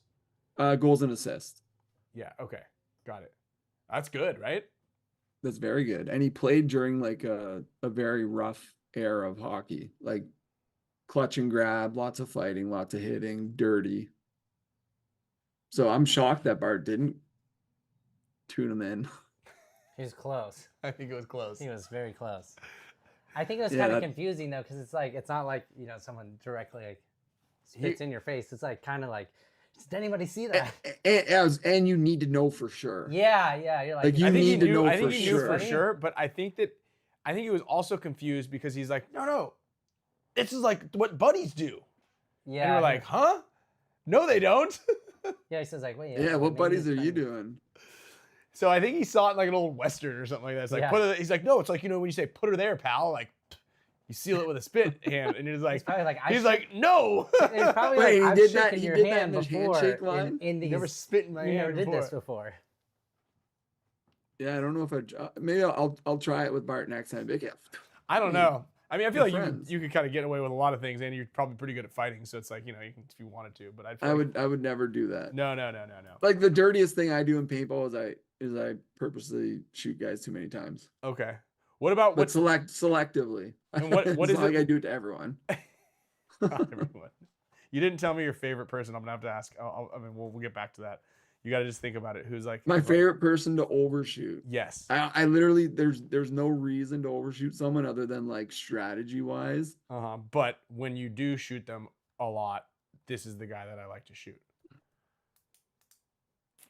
Just We think don't about play people enough to do it. it. No. Do you have someone in mind that you want me to say? No, I don't. I'm just trying to figure it out. So, what's your favorite team to play against? Rosters changed so much. So Who like do you last like to year, draw? we had a little tiff with Aftermath, I would say, because we played them 3 times and Right. we beat them first game. They beat a second game. Second game, they like, as the buzzer went, they're like waving at our guys goodbye. Like, that was enough for me. Like, game 3, we're not losing. Okay. And we smashed them that game and we overshot everyone, I think, every point. So like that was a fun like little rivalry to have last season. This season they don't like, we have Chonger. I think they lost their D side guy to Collision. So it's Yeah, really not Brandon. the same team in my opinion. Yeah. Arsenal, we practiced with them going into event 1, and a couple other guys were meatheads at practice. Last So, year? The yeah, previous? last year. Okay. Not this year. So going into that was like everyone was kind of fired up. Like, they just gave us a reason to want to put it to them, is the best way to explain it. Okay. So Damage was fun to play. I like playing You like Damage. playing Damage? I feel like they play a lot like us, but I haven't played with Mouse on the team. Like, once they got Mouse, I think they changed totally. Like, they weren't as aggressive. Now with Mouse, I feel like they're way more aggressive. Okay, you got Mouse. So somehow you guys got kill 3 off the break. And Chris Yeah. Shear, Marcelo, and Mouse are all kind of walking staggerly. Which one of the What's three of them are you? what's the score? You guys are up like You guys 4-0. Oh yeah. 4-0. Well, you're not gonna shoot anyone. You're gonna let the dog sleep. Okay, so So it's even. you're, Who So are it's you an shooting? even, like, if You're it's a up by, like, back and Yeah, forth it's, game, but it's well, back and forth. There's like 2. you're not gonna overshoot Mouse. It's no, 2-1. you're no. You're up by 2, and they've been overshooting the shit out of you guys. Mhm. But you're up by I 2 don't- now, and there's only a minute left. I don't think you can overshoot Mouse because he's just gonna be in your snake 1 the next point, putting it on you. So I think you want to let him sleep. Marcelo, I don't think he's coming down the field to get you. He might overshoot you, like, as you walk off. Cool. Sheer, like, in my He's probably opinion, the Sheer softest. plays very defensive. Like, he's a defensive player. I feel like he's I gonna know- come get you more than Marcelo. He Yeah. would definitely. I think it's Oh. between Marcelo or Sheer. Yeah. I think Goldman definitely not. Okay. He's definitely he's got too much gas to like and wheels. That guy can fly. No, another Sheer can person fly, not- but Sheer likes to play, like, in my opinion, Sheer's very defensive, but like very like crafty and knows when to Methodical, yeah. explode. I think it would be Sheer. Because To he'd be get so into his head. confused. He'd be like, Yeah. dude, why do they do that? Like, can you believe Ronnie that was pretty asshole? confused. I remember I when, get- when we used to play with us before if he did get bonus balled, he'd be like, dude, that asshole.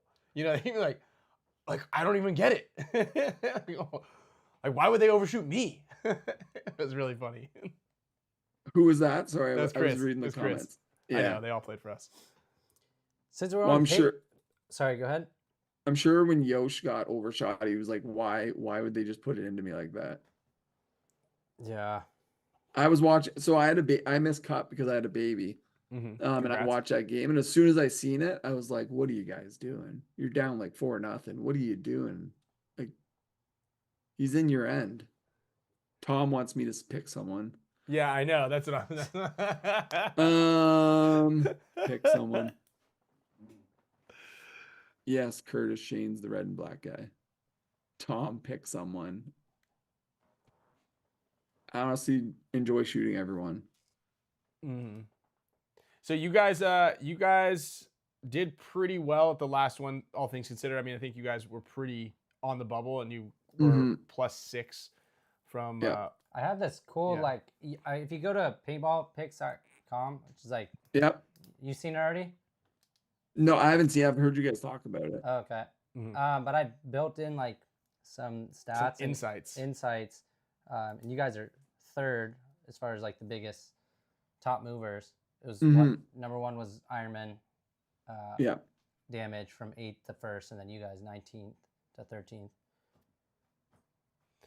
Oh yeah, I see it. What do you guys think contributed? What are you guys working on? What is it like? You kind of thawing out still for the first event, and what do you guys need to do to kind of get over the hump? Going into first event, I would say other than we had I think 6 guys fly to Texas to play, and then other than that, the rest of us, you can't play in Canada during the winter months. The closest indoor for me is like 4.5 hours away. And you're playing against guys that are like, I don't know, I'd say like NXL, maybe D3 caliber, D3 and less.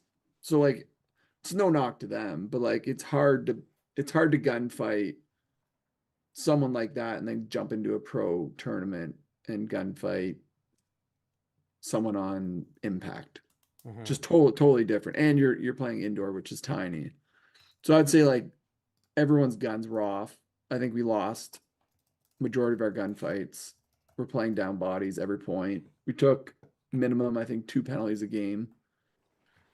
Our first event, and then going into event 2, like we get that bracket was stacked with it was like us, Heat, X Factor, Legion, and Uprising. No one wants to be up for relegation, so we knew we had to go in there and win minimum 2. We wanted 3 or 4. We got 2. It's hard to say like you're satisfied with it because we want to be playing Sunday. But yeah, I think just from first event to second event, we had way more time on the field. Yeah, we had 3 full days of just our team. We didn't play anyone else. Like I know we came to Tiki's, but like that. Yeah. I don't like that at all. I think it's a terrible way to prep for a practice. And what's that? Like, so we went to Tiki's, we played you guys, Legion, Distortion, NYX, Aftershock. And like, we have 11 guys. So rotating points, you're going to get what? 20 points as a team. So you're going to get maybe I 10 also points. felt like that practice. I don't know. It was like, it's also like the field. Every time we go there was like, has been you know unproductive. When bunkers everything just seems like lopsided and like old, and I'm like, I feel like you get like you get fake information. For sure. Like you never know if you shoot guys off break because you don't know if guys are cheating or not. And like we went from practice, we weren't shooting anyone off break. No one was getting shot off break. And it's like there's no way. Then you go to the event and we're getting kills off break. Yeah. So it's like what's happening? Like I know us, like during our practice, we play bounces because we're not shooting the best paint. We were shooting 5-star at Tiki's, but like it's not coming from a truck going right into your pods and then you're shooting it. It's sitting maybe in a cooler or maybe on the bench. You know what I mean? So it's not as brittle as like event 5-star. Yeah. So I don't know. I think it's just bad prep. Bad prep. I like playing on turf. I feel like yeah, but that gives you, I feel like turf gives you a false maybe hope but of what you also get to play a lot more without guys getting super banged up. So you get a lot more. Really? You think that? See, Oh, I yeah. think turf you get beat up on. No Like way. when maybe we 'cause you practice have on farther turf. to come from like we're Yeah. pretty close to the turf. Altitude. Yeah, We're pretty close close to to the the ground. turf, Yeah. so No, like all of our guys, like not all the like front guys that dive a lot, we get like our knees and elbows get beat up on our turf. Like it's Yeah. hard. Turf is hard. I think it's like you gotta. I don't know. I feel like it's nice. Do you? I think turf's definitely better for longevity. I think that the ground, especially like at Tiki's or one of those places that has like a sandy ground. Tiki's is brutal, hard. man. You just stick. Uh-huh. But like all the events, like the like Thursday, Fridays, and Saturday of the event, sliding on that grass is like night and day compared to our turf. The turf, like every time you hit it, it's like ouch. And that grass, slide. I mean, like, you know, even if the turf is like wherever your grounds are that you play on, you understand that it's going to be like that always. So whether it's like a little bit harder or you stick a little bit more with like on these grass fields, sometimes you go or like you might show up and like all the grass dead or there's holes or there's a rock all of a sudden. So I feel like the inconsistencies can sometimes catch you off Definitely guard. changes. Yeah. Now what if, because remember back in the day they would bring in turf for NPPL? I'm assuming that was like the thin stuff. Do you guys remember? No, it was good. There Was it like one super NXL thin? in LA. No, that wasn't bad. NXL. That was a PSP. Oh, event. sorry, yeah. Big difference. And what? No, the NXL had really legit turf. Was it like it was like thick turf they would transport heavy. around? Yeah, they were rich. I don't know we were how rich they would back do then, that. dude. NXL or MPPL? NPPL. Yeah. Sorry, MPPL. So I think was rich. If the NXL got like the thin stuff that's easy to like roll up and just put it down on whatever we play on right now on the grass, I think it wouldn't beat up the grass and you would slide for days and it would preserve that slickness. Yeah. I agree. So that I don't it couldn't have been, it can't be that much by the super thin stuff if you're gonna just keep on reusing it's the transport, right? Turf is just extremely heavy and it's very but if you get that super thin stuff, Uh-huh. or do you think it just tear away super easy after one event? The thin? Yeah, the thin stuff. I think the thin just gets super slippery. Not when it's on. If you put it on grass, it wouldn't. That's what I mean. Put it right on the grass. Does that works? Because it'd only be on there for a weekend. You'd have to stake it in somehow.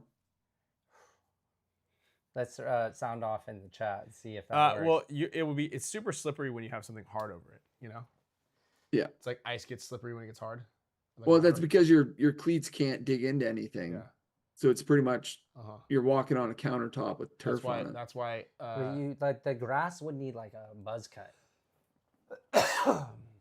Like a heavy duty. Maybe. Like I don't think it could be on grass. Yeah, all NXL EU turf. They just have this like. So Brad King just said all the NXL Europe events have turf fields as far as is that Canadian Brad? Yeah, Canadian Brad. Yeah. He goes to the yeah, he's rad. He's always my does he bring like the team. Does he bring like a little lunch box and like backpack? So we had Brad on our Land Sharks team, and the first event he played, I remember coming down in the morning. It might have been the Sunday morning, or maybe it was the Thursday morning, and Brad was sleeping on this just big beanbag chair, because he just had a really bad night before. Some of the guys took him out. I think he just turned 21 too. So the Land Sharks are you guys' feeder team? That's like we're trying to do that. Yes, they're trying to be our feeder team. So tell me about the Sea Dogs name. You guys, I've been telling you guys since you were in the divisional side, that's my favorite team name. I think since for the last several years, since I think I saw you guys wandering around out there in the triage land. You guys, I was like, we even brought it up on the show. Where did the Sea Dogs? Because I was like, you guys live near the ocean? You're like, no. No. I was like, no. That so makes Royal, Royal City is based off of like an area in Ontario, like Guelph, Ontario, which is just west of Toronto. And then the Sea Dogs, like I wasn't a part of the name. That was like Derek Weltz and Nolan Storr. they had like a gaming chat, and I don't know how they came about the Sea Dogs. But I know Nolan always wears a T-shirt that has a Sea Dogs. He's like, see, this is where the original name came from. Was this T-shirt right here? And it's like I think it's a little wiener dog, and it says Sea Dogs on it. I was It's like, great. okay. So he takes the ownership of that. But oh sorry, it's Jory Fine and Welts that came up with it. Hey Rob, how did they come up with the word Sea Dogs though? Why Sea Dogs? So Rob Martin is also a part of that group. I mean, it's excellent. Everything from the logo. I'm telling you guys are like like all around the branding, the colors, the team name, all you guys, like it's I think and just the fact that you guys are just like the blue collar team, you know. I think all around is the perfect storm for, you know, paintball players. So Ryan Chandler, he plays on our team, aka Boomer. He said it was from Nolan's shirt. That's where the team name. So Jory Fine, he used to play with us way back in the day.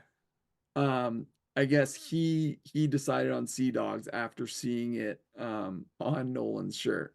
Nolan's store, he used to work for Exalt back in the Okay. like before whatever's going on with them now. But and he played for the Sea Dogs as well. Like he won World Cup with us, and then he played Tampa. I think he played maybe just Tampa last year with us, and then he retired. He packed it in. But yeah. They were just kind of sitting around and like, all right, we got to start this team. And we're just like, okay, well, my shirt says JT Paintball. What does your shirt say? You got a tiger on it? What do you got? Oh, what is that thing? Sea Dogs? That's tight. Let's go with that. Yeah, Royal City. It's catchy though. I like it. They tried to make us. They tried to make us change the Royal City though. They're like, oh no, you need a city now. I like the name. The name's dope. Yeah. They wanted us to change, and it's like it is. It's an area. It's Royal City. It's Wealth Imperial. Dude. That's what I'm saying. Yeah. If they ever give you any trouble. I became a fan of your guys' team. I think it was in Cincinnati when Diesel was kind of like, we had a little implosion. I was talking to you guys when we were like out. I think I forget who was on your team was like, you have any advice? We're going to these. You guys had two hard games. What? I think it was Clay. I think it was Clayton Rizzardo. And I was like, here's all my secrets. And then you guys I think it was Clayton won. Rizzardo. And then you guys went out and won both those games. Yeah, it was. Yeah, that was Aftermath and Arsenal. Yeah. I think we won like 4-0 and 5-0. Yeah. Oh shit. Yeah. Yeah. That was cool. I think that was the first time a teams went scoreless in a day since like 2015. Damn. Welts went back and looked at all the scores of all the events to see the last time a team went shutout for a full day of paintball. Because I think it was like, I was like, you guys have like, you know, everyone, you play slow, you're good, everyone knows what to expect. I was like, maybe roll the dice a little bit. And I feel like you guys switched some stuff up, and now you built that into your game too. So you're not just, you know, defensive only team. You have all the tools. Yeah. How do you guys feel about the whole point system where it's points scored for games you win versus plus minus? I like it. I mean, I don't mind it. Yeah. I don't like that they take out the games that you lost. Mm-hmm. Is that right? It is a tiebreaker, but it's deeper in. Yeah, it's deeper in. I mean, I think that they should be all scores, right? Because even if I lose, or what is it? Is it the ones that you? Yeah, it's every. No, it's only games that you win, and it's capped. It's capped at 6. What I'm saying is they should take all your entire score. Like, all of them. Yeah. Like even if I lose, like it should still count because I'm still trying. Because it's and better I'm still to win. making it more It's exciting. better to win like I think I have this right. It's better to win like 6-5 than winning like 5-1. No, you get the 6. Yes. Yeah. Yes. Oh, which yes. To me is yes. But if I lose 6-7, so you score 7 and I score 6, I should still get those 6 points because I still made it an exciting game. Like I should get the points for my loss also. Well, so you do get points, right? You do only like further down. It's it's further down. So the first one is in bracket. It's what, head to head. It's yes. And then it goes Three-way point scored, ties. right? 3-way ties, point scored. Points if it's head to matches that you won, cap of 6. That's right, Magic. Yeah, capped at 6. See, I don't for some reason when I first heard it, I was like, well, that's not bad. This sounds pretty good. And then once you start thinking about it, it's like, wait a second, like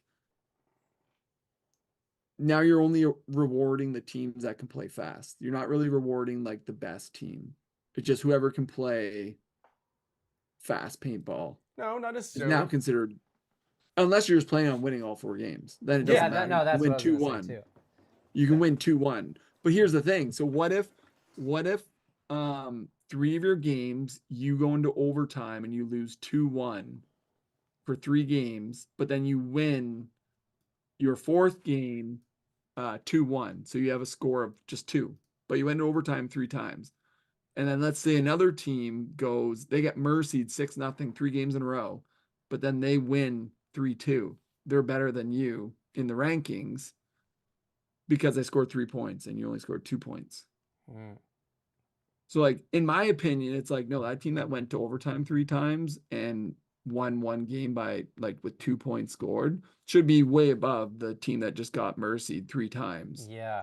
But scored 3 points. Like where's the knowledge in that? Yeah, that is true. I mean, I still think it should take all your score. It should be all your points. It should. But yes. And that would still be a factor. You could still find an equation. Oh, so you're saying like regardless of. Yeah, even if the game that I lose. So if I go 2-2, most teams that are on the bubble in this scenario are 2-2, right? Yeah. So like we were. Yeah, exactly. So was X Factor. Yeah. Infamous was, like, Impact was. There were a lot of teams that were 2-2, and I think it should take, because like again, if I play a close match against Russians and I lose 6-5, right, I should still get those 5 points. Versus if I beat a team 6-1. That would help a little bit of this conversation about how the brackets should be laid out. Because the brackets are terrible. Like if like the way that the draw is, that would, what you're saying too, would I think alleviate some of this, like I don't know what the word I'm looking for here is, but like if I got put into this bracket, all these teams, like this is like unfair maybe. Yeah. But if you're adding up all the points in the system that you say, it wouldn't really matter, as I think it wouldn't have as big of an effect. Right. Because if you're looking at it as like a your overall point score. Yeah. And you can fight your way out of that. That's a good point. I think you can fight your way out of that. I don't like it. Huh? I just don't like it. Okay. Yeah, I get it. I'm not saying plus minus is the way to go, because like obviously it made for very poor, like boring paintball to watch.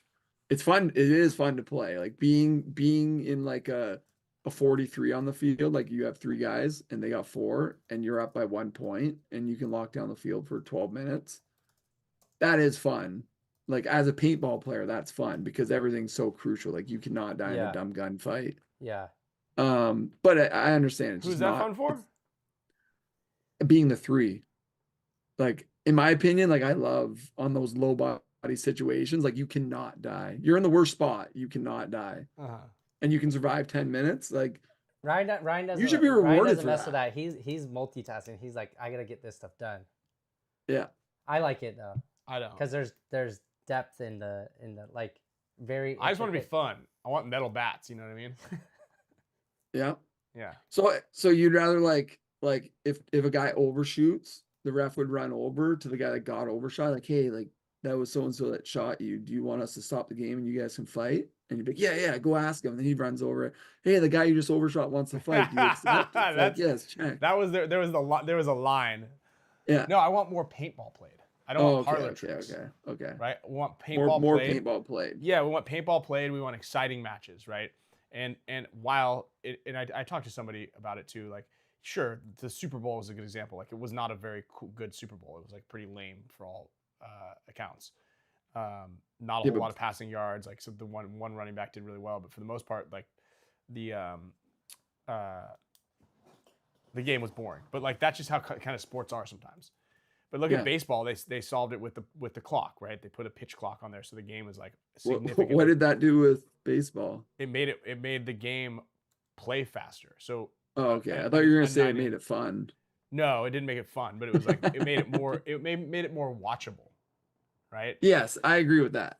And I'm sure that there have been that I'm not aware of changes to hockey that made the game a little bit more faster and more exciting. The reason they do that is because we need to watch it. If it's like just if the goal was like this big and you can't ever score a goal, they're like, what the hell are we doing? You would think so, but like they're trying to like take out fighting from hockey, and when a fight happens, no one's sitting in their seats anymore. They're all standing. But they took away like 2-line pass, so you can pass anywhere, whereas back in the day you couldn't. Right.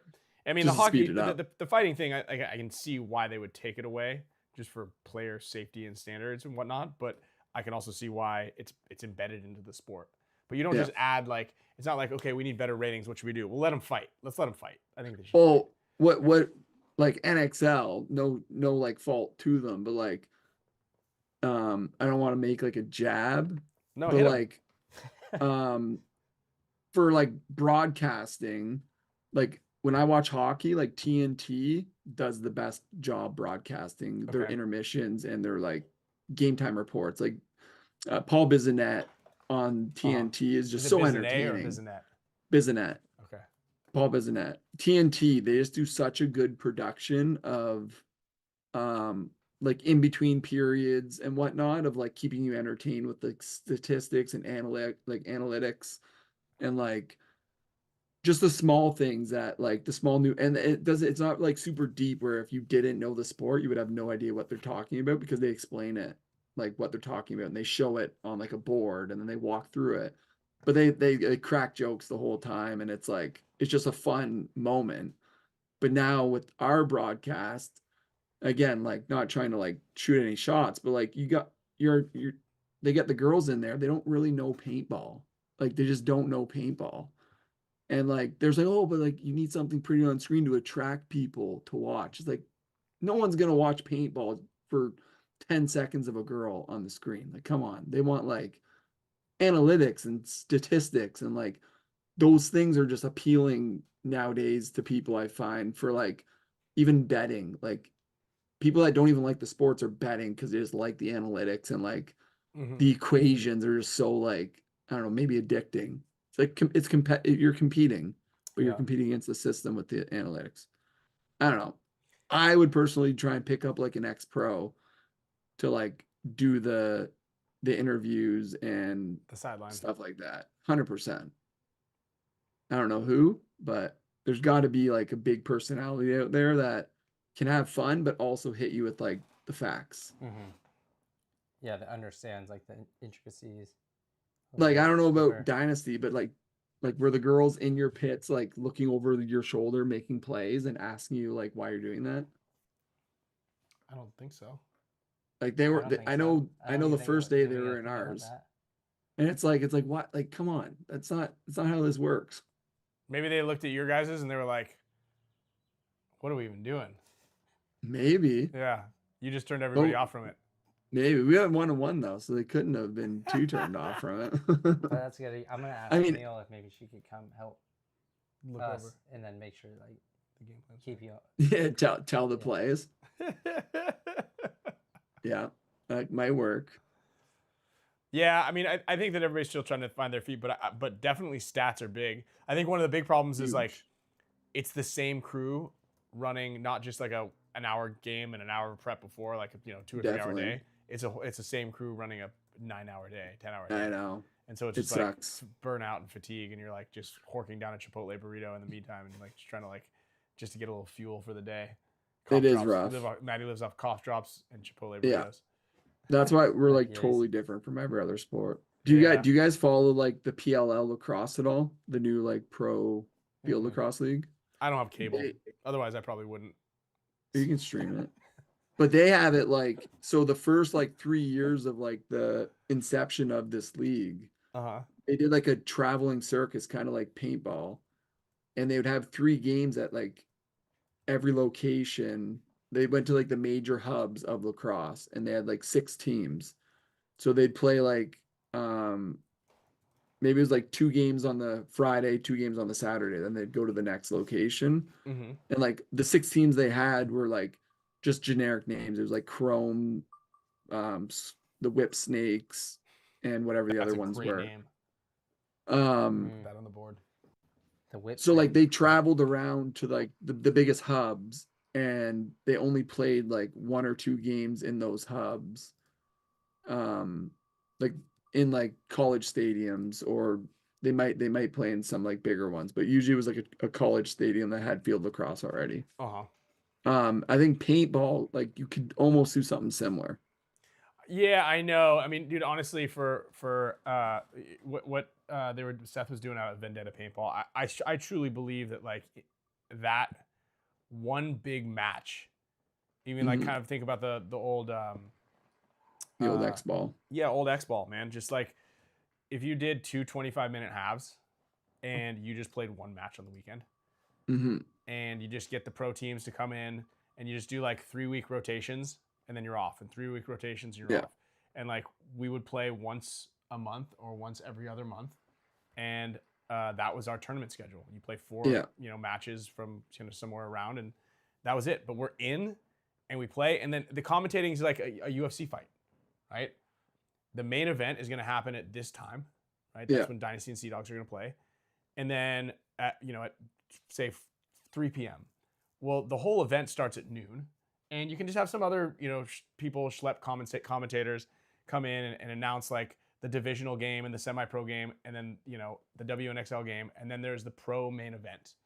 And that happens, and Maddie and Todd are announcing it, and they've got like a good sideline reporter. And then you come in, you play your match, you play for an hour, and it's guaranteed to going to be fun, because people are just going to run points up, and then the other team's going to like try to figure stuff out. So it'll be a little closer than you'd expect. And then you're done. You fly home. Boom. Yeah. You're in and out in a day. And I just think that that's like such a good way to do it. You'd only be able to do it in like the hubs, like the paintball hubs around North America. That's fine. You do one. You do SC Village. Yeah. Right. You do like PB Fit. Yep. Maybe X Factors Park, because there's plenty of people out there in Texas. It's Texas. Everyone's within. Yeah. You do a Tiki's one. Drive. Right. Or Jason's Field. Yep. Right. And then you got Boston Paintball. You've got, I'm sure there's a Midwest, probably some good Midwest fields, and that's it, right? You got 4 or 5 fields, and that's where you do your whole entire NXL circuit.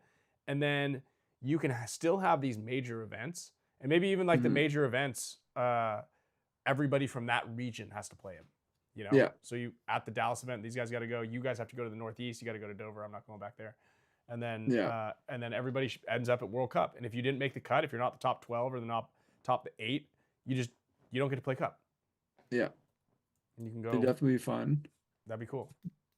The reason why plus minus, I think, was so like made for such boring paintball is like you had to play your plus minus, and you had to play to get as least points scored on you, because you want to be up like those bottom 6 teams. You have to play for that plus minus, because you don't want to be relegated. So like, if there was no relegation, I think you'd see way more risk being taken. But because there's relegation, you're essentially losing however much a franchise is going for right now. Say it's 20,000 or 30,000, you lose that franchise because you get relegated. There's 20, 30, 40,000 out the window. Yeah, I mean, but Harris can afford it. Yeah, you can. You can. I was gonna ask too, because I don't know much of your guys' story coming up through semi-pro, but like, how was that? So like, I obviously know like when Fit and Blast Camp, that story was like pretty big in paintball news. Like, what was kind of your guys' season like before you came into pro? So like I didn't play the season before pro. It was the one season that I told my wife that I would not try. Like, so I practiced with them, but I didn't play events. Sharp. Yeah, and just you couldn't stay away from the field. Yeah. But I didn't like the events are a lot. Like semi-pro to pro, it was different. Semi-pro, we didn't have as much backing from sponsors and whatnot. So it was like, like an event with time off work and like your travel before your event fees Like you're looking at like a flight to Dallas for us is like $900 Canadian. And then you got to take off almost a week of work. I'm in the trades. I don't get paid for my days off. Your food and everything's way more because your dollar's like 40% more. So like I took a year off, but that year was like I think first event they came second. And then they might have had an 8th, a 12th, another second, and then a first. So we had three podiums. And the first was the World Cup. Yeah. But like every year we were in like the top 5 teams since like 2016. Yeah. Like we were always, other than the COVID year. COVID year hurt us a lot. We had guys retire. It hurt us, but it helped us because we brought on the brothers. So we got both Clay Dill. We brought Mark Olkowski. So we have like younger guys coming in now, which is good. Like we have a pretty young roster, other than like myself, Ryan, and Derek. Yeah. We have a pretty young core of kids. Sorry, too. I was just noticing. Someone wrote in the comments on of the banner, but I was looking at it. They're like, "Yeah, I was like confused by the jersey," and then I was like, "Did I get your number wrong on there?" And then I was like, "Oh, yeah, the AI completely screwed up. Butchered the logo." Oh yeah, what is that? It looks like a pig. It's like a. I don't know what it is. It's like a mutated sea dog. Why wouldn't you It's just like use a a dog regular that- picture of him? I did, but I also had to switch. I didn't love there was that the photo AI was really changes good it. of you, but it had like your tan jersey on, and I was like, they need the blue. He needs a blue jersey on. So I took a photo and I was like, put this jersey Oh. on him, Yeah. and then but it was I mean it did that thing. To your AI face. changes everything. Ryan was like, I sent this last night. I was super busy. I just sent it to Ryan, and then I didn't like went back to like doing Tiger Wear work. And he's like, hey, maybe you can like just update my photo Yeah. because it's like, It's and terrible. he wrote, I'm like, it looks like I'm looking right into the sun. And then I went back this morning. I looked at the photo, and it doesn't even look like Ryan. It's like elongated his chin, and I was like, why didn't you just say that like it mutated your face? And I would have got it. I didn't zoom in either. I was like, When you're like, you looked in the sun, I was like, that's Well, how, like, because you're I- looking in the that's sun a lot. Well, I That's because just you had the figured- poopy eyes. yeah, You couldn't see I with the just figured poopy that eyes. you would have just used a photo that, and then you wouldn't have put it through AI. I don't know. I don't use AI. It's as much. faster. Yeah. And then In I just because Photoshop. I'll put I'll put the image in if I want to change the color of his jersey. I'll just take a little color button and skew it one way. And it's Well, I built like all of these just on my own, like all the last banners. So I put that in. You I just was like, started can you doing AI. follow? Well, I was Yeah, like, can you follow follow this- the same? yeah. It looks great. Yeah, it does.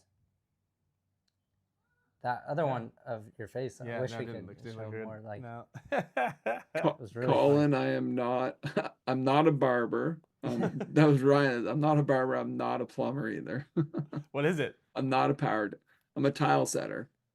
So custom tile. fun. So bathrooms, kitchens, mainly custom bathrooms. Oh, nice. That's kind of you're like an artist, Yeah. basically. I am an artist. It is like it's like not like can't mess It around. sucks. Yeah, it sucks. With it. Oh, does it? Don't do it. I got it. Yeah, dude. I got some grouting to do. Okay. That doesn't. What seem- are you? Well, Are you there's- are you regrouting? Or what are you Regrouting. doing? You Why are you need to hear. What do regrouting? mean? Why am I regrouting? Because there's holes in the grout and water goes through the counter into wherever I don't whatever's underneath the counter. If there's holes in the grout, there's the bigger problem than just grout chipping. So you can't just put it. You can't just put more grout in there. It'll eventually just crack right back out. Dude, Ryan needs your help over here right now. Yeah, Look, this is that's the floor. Is that hardwood? Are you grouting hardwood? No. This is just two different projects. This was a linoleum floor that we're That's setting up. laminate. Huh? Is that click flooring? Laminate click flooring? It's gonna be. I got a lot of things going on here. What do you have going on? Lots of projects. Well, he just I'll did send the you a roof. picture. I'll He send just you a did the picture. roof. Okay. I'll send you a picture of the yeah, subfloor looks bad. Thank you. Nah, subfloor's solid, man. Everything looks good. We just got to pull the No, linoleum up and click floor. You're doing over top. all right. We're doing all right. You're doing all right. Guys. He does have a lot though. Richard Rax. I think Tom Guess is the tallest in pro. I think he has me. He's Probably taller like than you? an inch, probably half. I'm like just under, like a C hair under 6'4". I think he's like 6'4.5", maybe 6'5". You said a sea dog under? A C hair. Oh. You've been pretty honest. Hey, The worm joke was like not great, but worm after was great. that, It wasn't a joke. It's a figure of speech. yeah. What is one other question that they had was who actually can he skate? Who? Tom. I don't think so. No way. You can skate better. Not like a good skater. I don't No think way. he's a good For skater. sure, he's not a good skater, huh? So who I would don't win think in so. who would win in an old fashioned game of fisticuffs? On skates? I guess we can go both ways. I don't know. Well, okay, last question for you is actually multiple people asked this. Yeah. What type of magic deck are you running? So I know everyone knows like the names of their colors. I don't. I'm a nerd, but I'm like not a smart nerd. Okay. So like green, red, and white are like my go-tos. So like your dinos, like your Pantlaza. Dino what? Like dinosaur? They have dinosaurs in Magic now? Yeah, dinosaurs. So I have like a dinosaur deck. I have like a werewolf deck. Very aggro. Just get creatures out and swing. Okay. Okay. Yeah. Well, okay. Is that what he meant? Maybe, I guess. I don't know. Probably. He's asking what I only play. So when I say there's like me and like 3 other Sea Dog players that play. There's only 6 of you guys on the team, so like the whole there's squad. 11. There's 11. There's 11 of us. I did hear you say 11, but every time I see you guys, I feel like there's like 5 or 6 of you. Yeah, we're just roaming around. But all my decks are like just get out creatures and fight. Okay. That's me as a human. So my decks mimic me. I like that. You kind of look like a werewolf. Your PB Leagues photo. They did me dirty, eh? You know the movie Heat? Heat, no. Yeah, Heat with Val Kilmer. No, but I'll look at it right now. I gotta. We have to bring this up now. No, you know who my lookalike is for an actor or like character is Tell the me. tow truck driver from Harold and Kumar Go to White Castle. Let's see. Pull that up. You know, you look like the villain. I mean, they're all villains in Heat. I think his name is like Wayne Grow. Wayne Grow. Yeah. Maybe not. From what? Does that kind of look like him? Yeah, In the Sea a Dog. little bit, Yeah, a in the little Sea bit, Dog yeah. thing. I would have to have a goatee though. Hold on, I gotta pull you up here. I had a good interview with Alex at the last event. He didn't post it. I talked about my bad hairline. Why didn't he post it? What does Alex have with against? I you? don't know. I guess he's got. He's a I good guess one to bonus ball.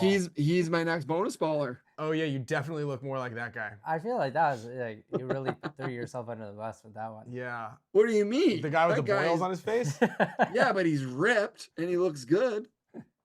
Huh? So what Yeah. if he's got a little hardwood floor on the top and drapes going around? Are we talking about the same guy? The tow truck driver? Yeah, Yeah. Huh. he looks good, eh? Or maybe Hulkamania. Okay.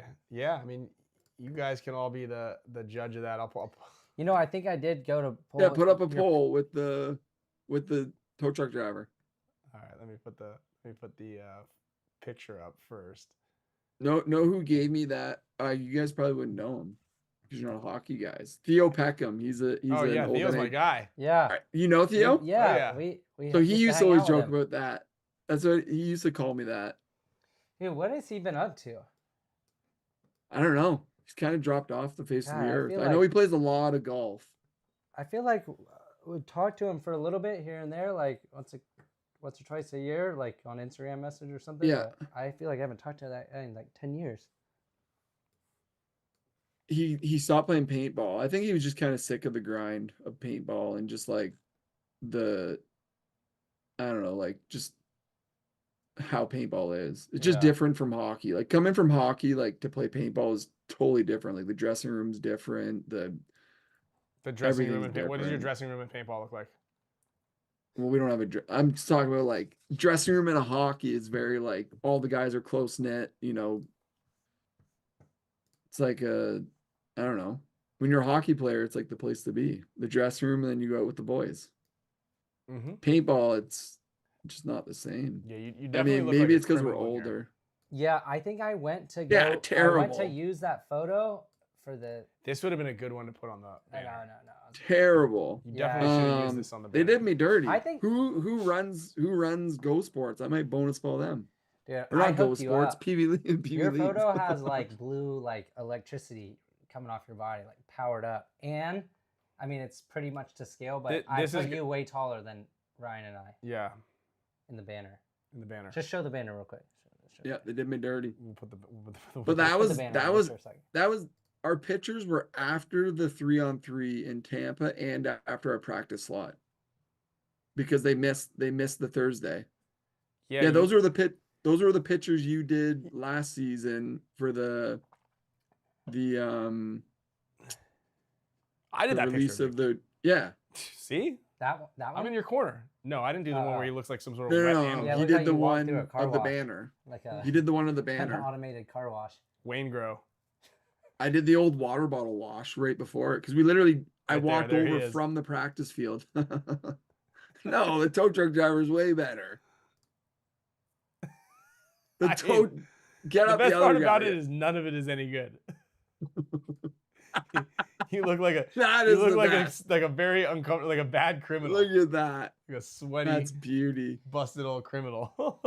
That's sweet. Their photos are like one level higher than when you go to the DMV because they don't give you any sort of pulse on if it was a bad photo.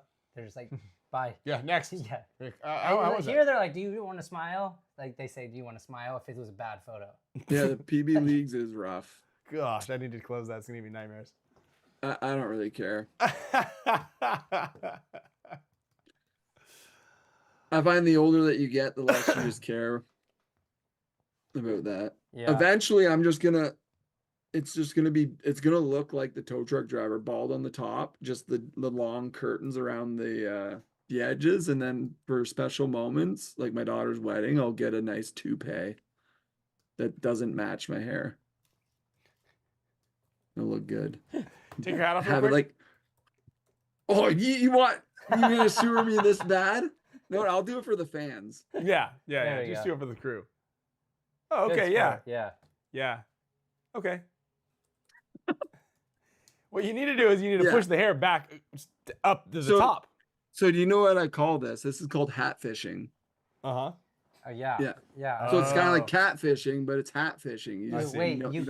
You could throw the hair forward over, so it's like you have bangs. Put the hat back on, then you have bangs. Yeah, I only do that for date night though.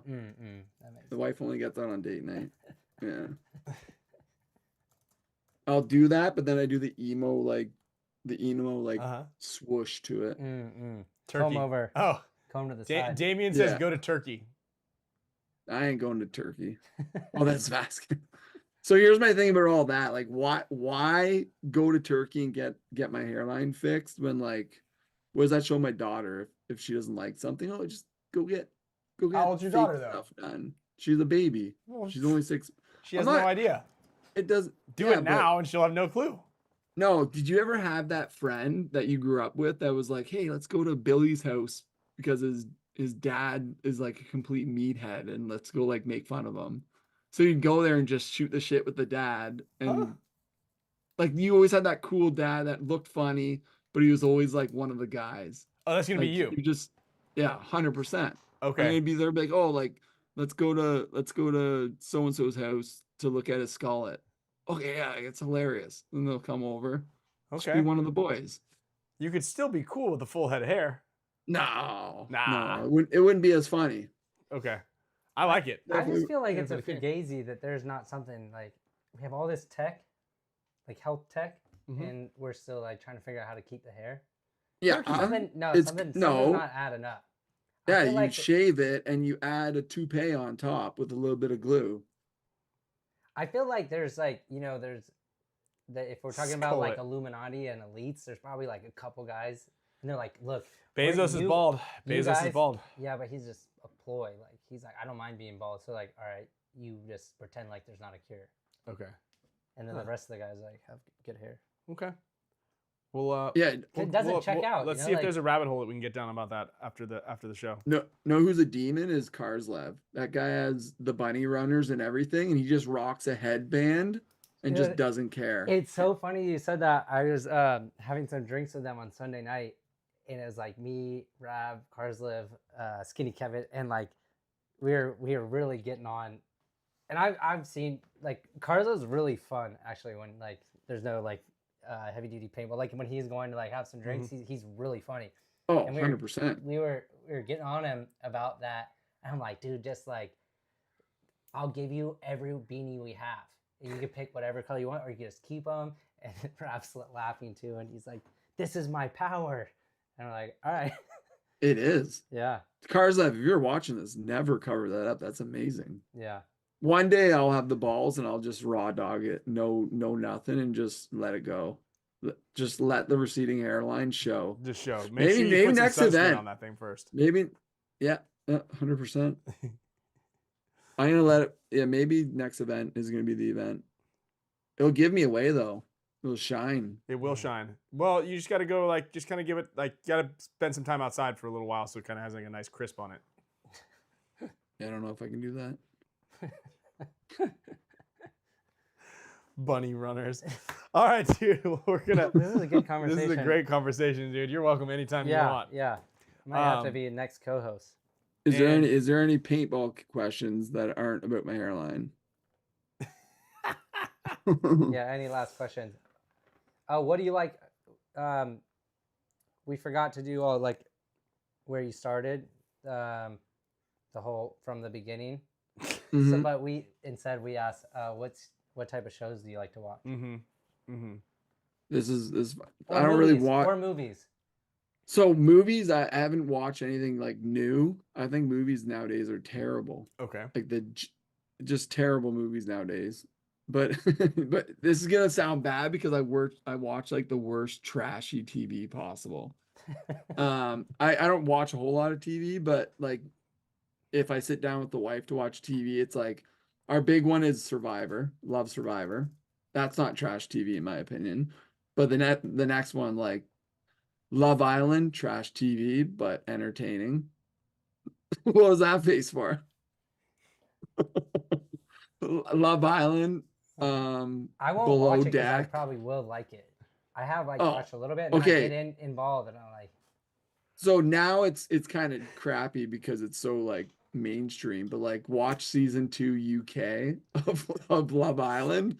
They're just smoking darts the whole someone wrote that in time the comments and banging, and it's hilarious. dude, the one that's so season- stupid to me is the one like, what is it, Love is Blind, where they talk to each other with a wall there, and then when you come out of the wall you gotta propose, Yeah. and then you gotta like, Well, they propose behind the wall first. yeah, and then they're like, It's I a don't know take. why this didn't work out.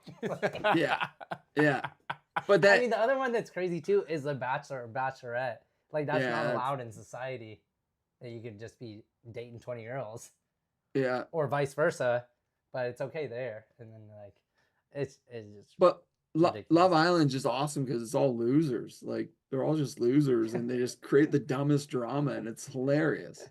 Like, how can you not like that trash? Like, amazing. Yeah. Yeah, my girlfriend would be I like the happy right now mainstream. that you're selling this because these are Okay, all the but you things have Girls to love you, that. These are all the you things have that to she watch should have said. season 2 UK of Love is Blind. Before it got mainstream. Love is Blind or Love Island?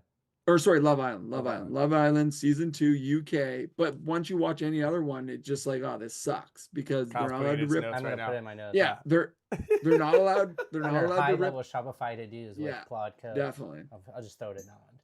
They're not allowed to rip darts anymore, and they're not allowed to drink as much as they want anymore. Yeah, I And mean, it like, has to be because of So it's that. basically like the real world with dating. Yeah, Yeah, 2 drink. But they're- minimum.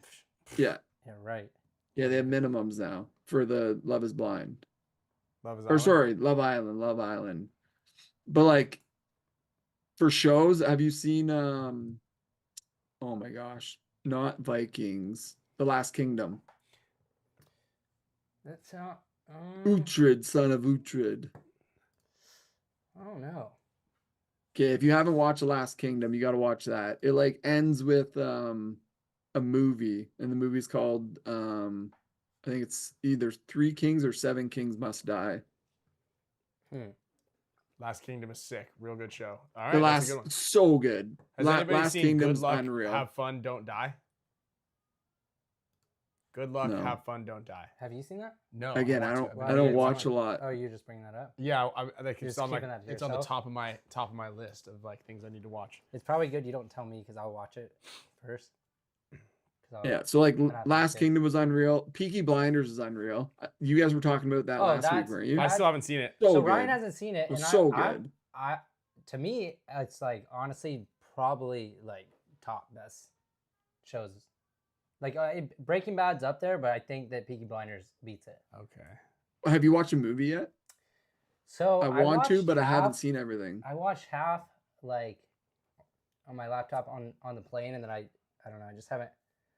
I didn't like how like slow it was at the beginning, so I need to go back and watch it. Some episodes are pretty slow though. Peaky Blinders. No, but the movie, I felt like it would be a little bit. They're trying to jam some more stuff in. Yeah. There. Yeah, not a big movie guy anymore. I used to be growing up. Like any war movie. Have you guys seen Fubar, the movie? Oh, you got to watch that. Fubar, the movie. It's two Canadians. One that you said. What was it called? Fubar. No. Fubar, the movie. The Oh, The Last Kingdom? No. Glenn Good Luck, Have Fun, Don't Die. Sci-fi adventure. All right. I need to see that. You know what I did? I was gonna tell you. I watched 28 Years Later zombie movie. Okay. It's like the third, Uh-huh. but there's like a fourth installment that The Bone Homicide Kingdom. Bone Temple, Uh-huh. and that one's actually better. But you have to see the third one. I heard the third one was terrible. Yeah, but you have to see it in order to Understand get a the format. big run in. point of. Like you have to watch it. I'm over Unfortunately, it. I'm not going to watch either one. I think you should. How do I'm you not- guys sit down for an entire movie? I can't. What? Yeah. I can't sit down for a full movie. Not Like, anymore. You have real bad ADHD then, huh? No, I don't know. I just can't anymore. It's like there's too much CGI now and not enough acting. I feel like that's not everything though. Yeah, I don't care. Majority of it. I just pretend like it's all like being really like actually shot. If you just trick your brain. Mm-hmm. Have you guys seen Slapshot? Mm-mm. You guys call me Slapshot Salmon. I think Joe B started that. I don't know why. But great movie. Another good hockey movie for the guys out there that haven't seen it. Young Blood. It's I an have older seen one. Slapshot when I was a kid. I When do you were a remember kid, that one. Youngblood. Yeah, Young Is that Blood. like Fox, But is that like Foxcatcher? what the hell's Alright. Foxcatcher? We'll move forward. Sorry. it Well, you was may too- as well it was add too what's good, it was Fox? Too good. What's Too Fox? good. That was a It good was one. too good. It That was was too a good good. one. It's too good. That was a good one. That was a good If I Google Fox Trapper, what will come up? one. Foxcatcher. It's a Oh, wrestling Foxcatcher. wrestling Yeah, movie. Jason Tatum. It's good. Channing And, Tatum. yeah, Steve Carell. No.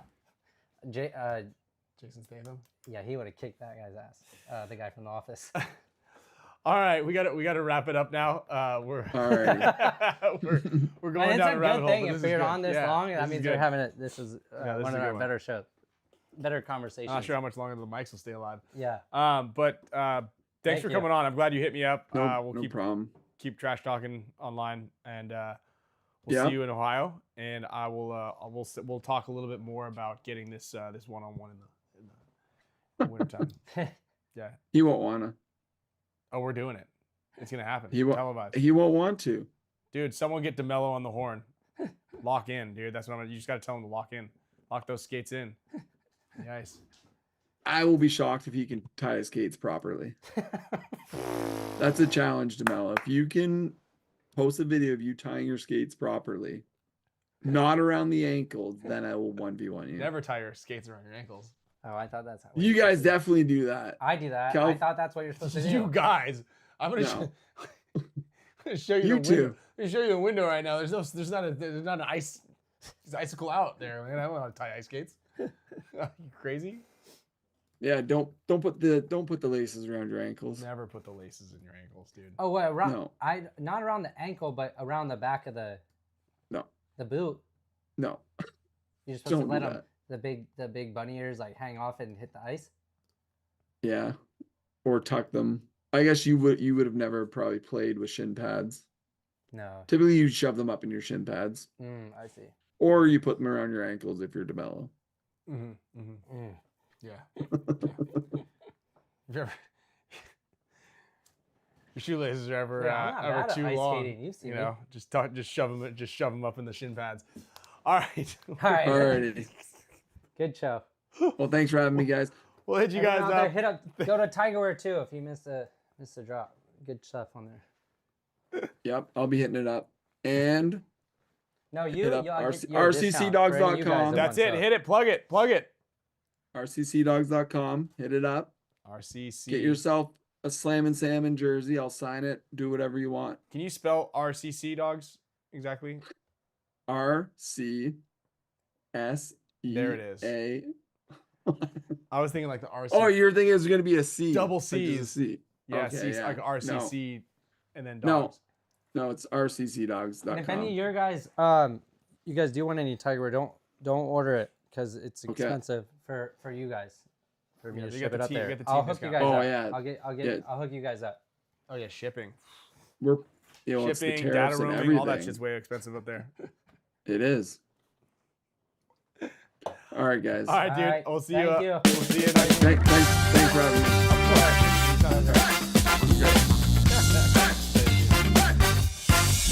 Spicka Span Show! Yeah, great show. I can't believe he wants to bonus ball Ronnie Dizon the most out of any player. And Moorhead because of the Just- hair thing. The Yeah, hair thing. it must be a hair thing. Yeah. And Brian's got nicer hair. Yeah. Ah, poor guy. Pocket full of worms.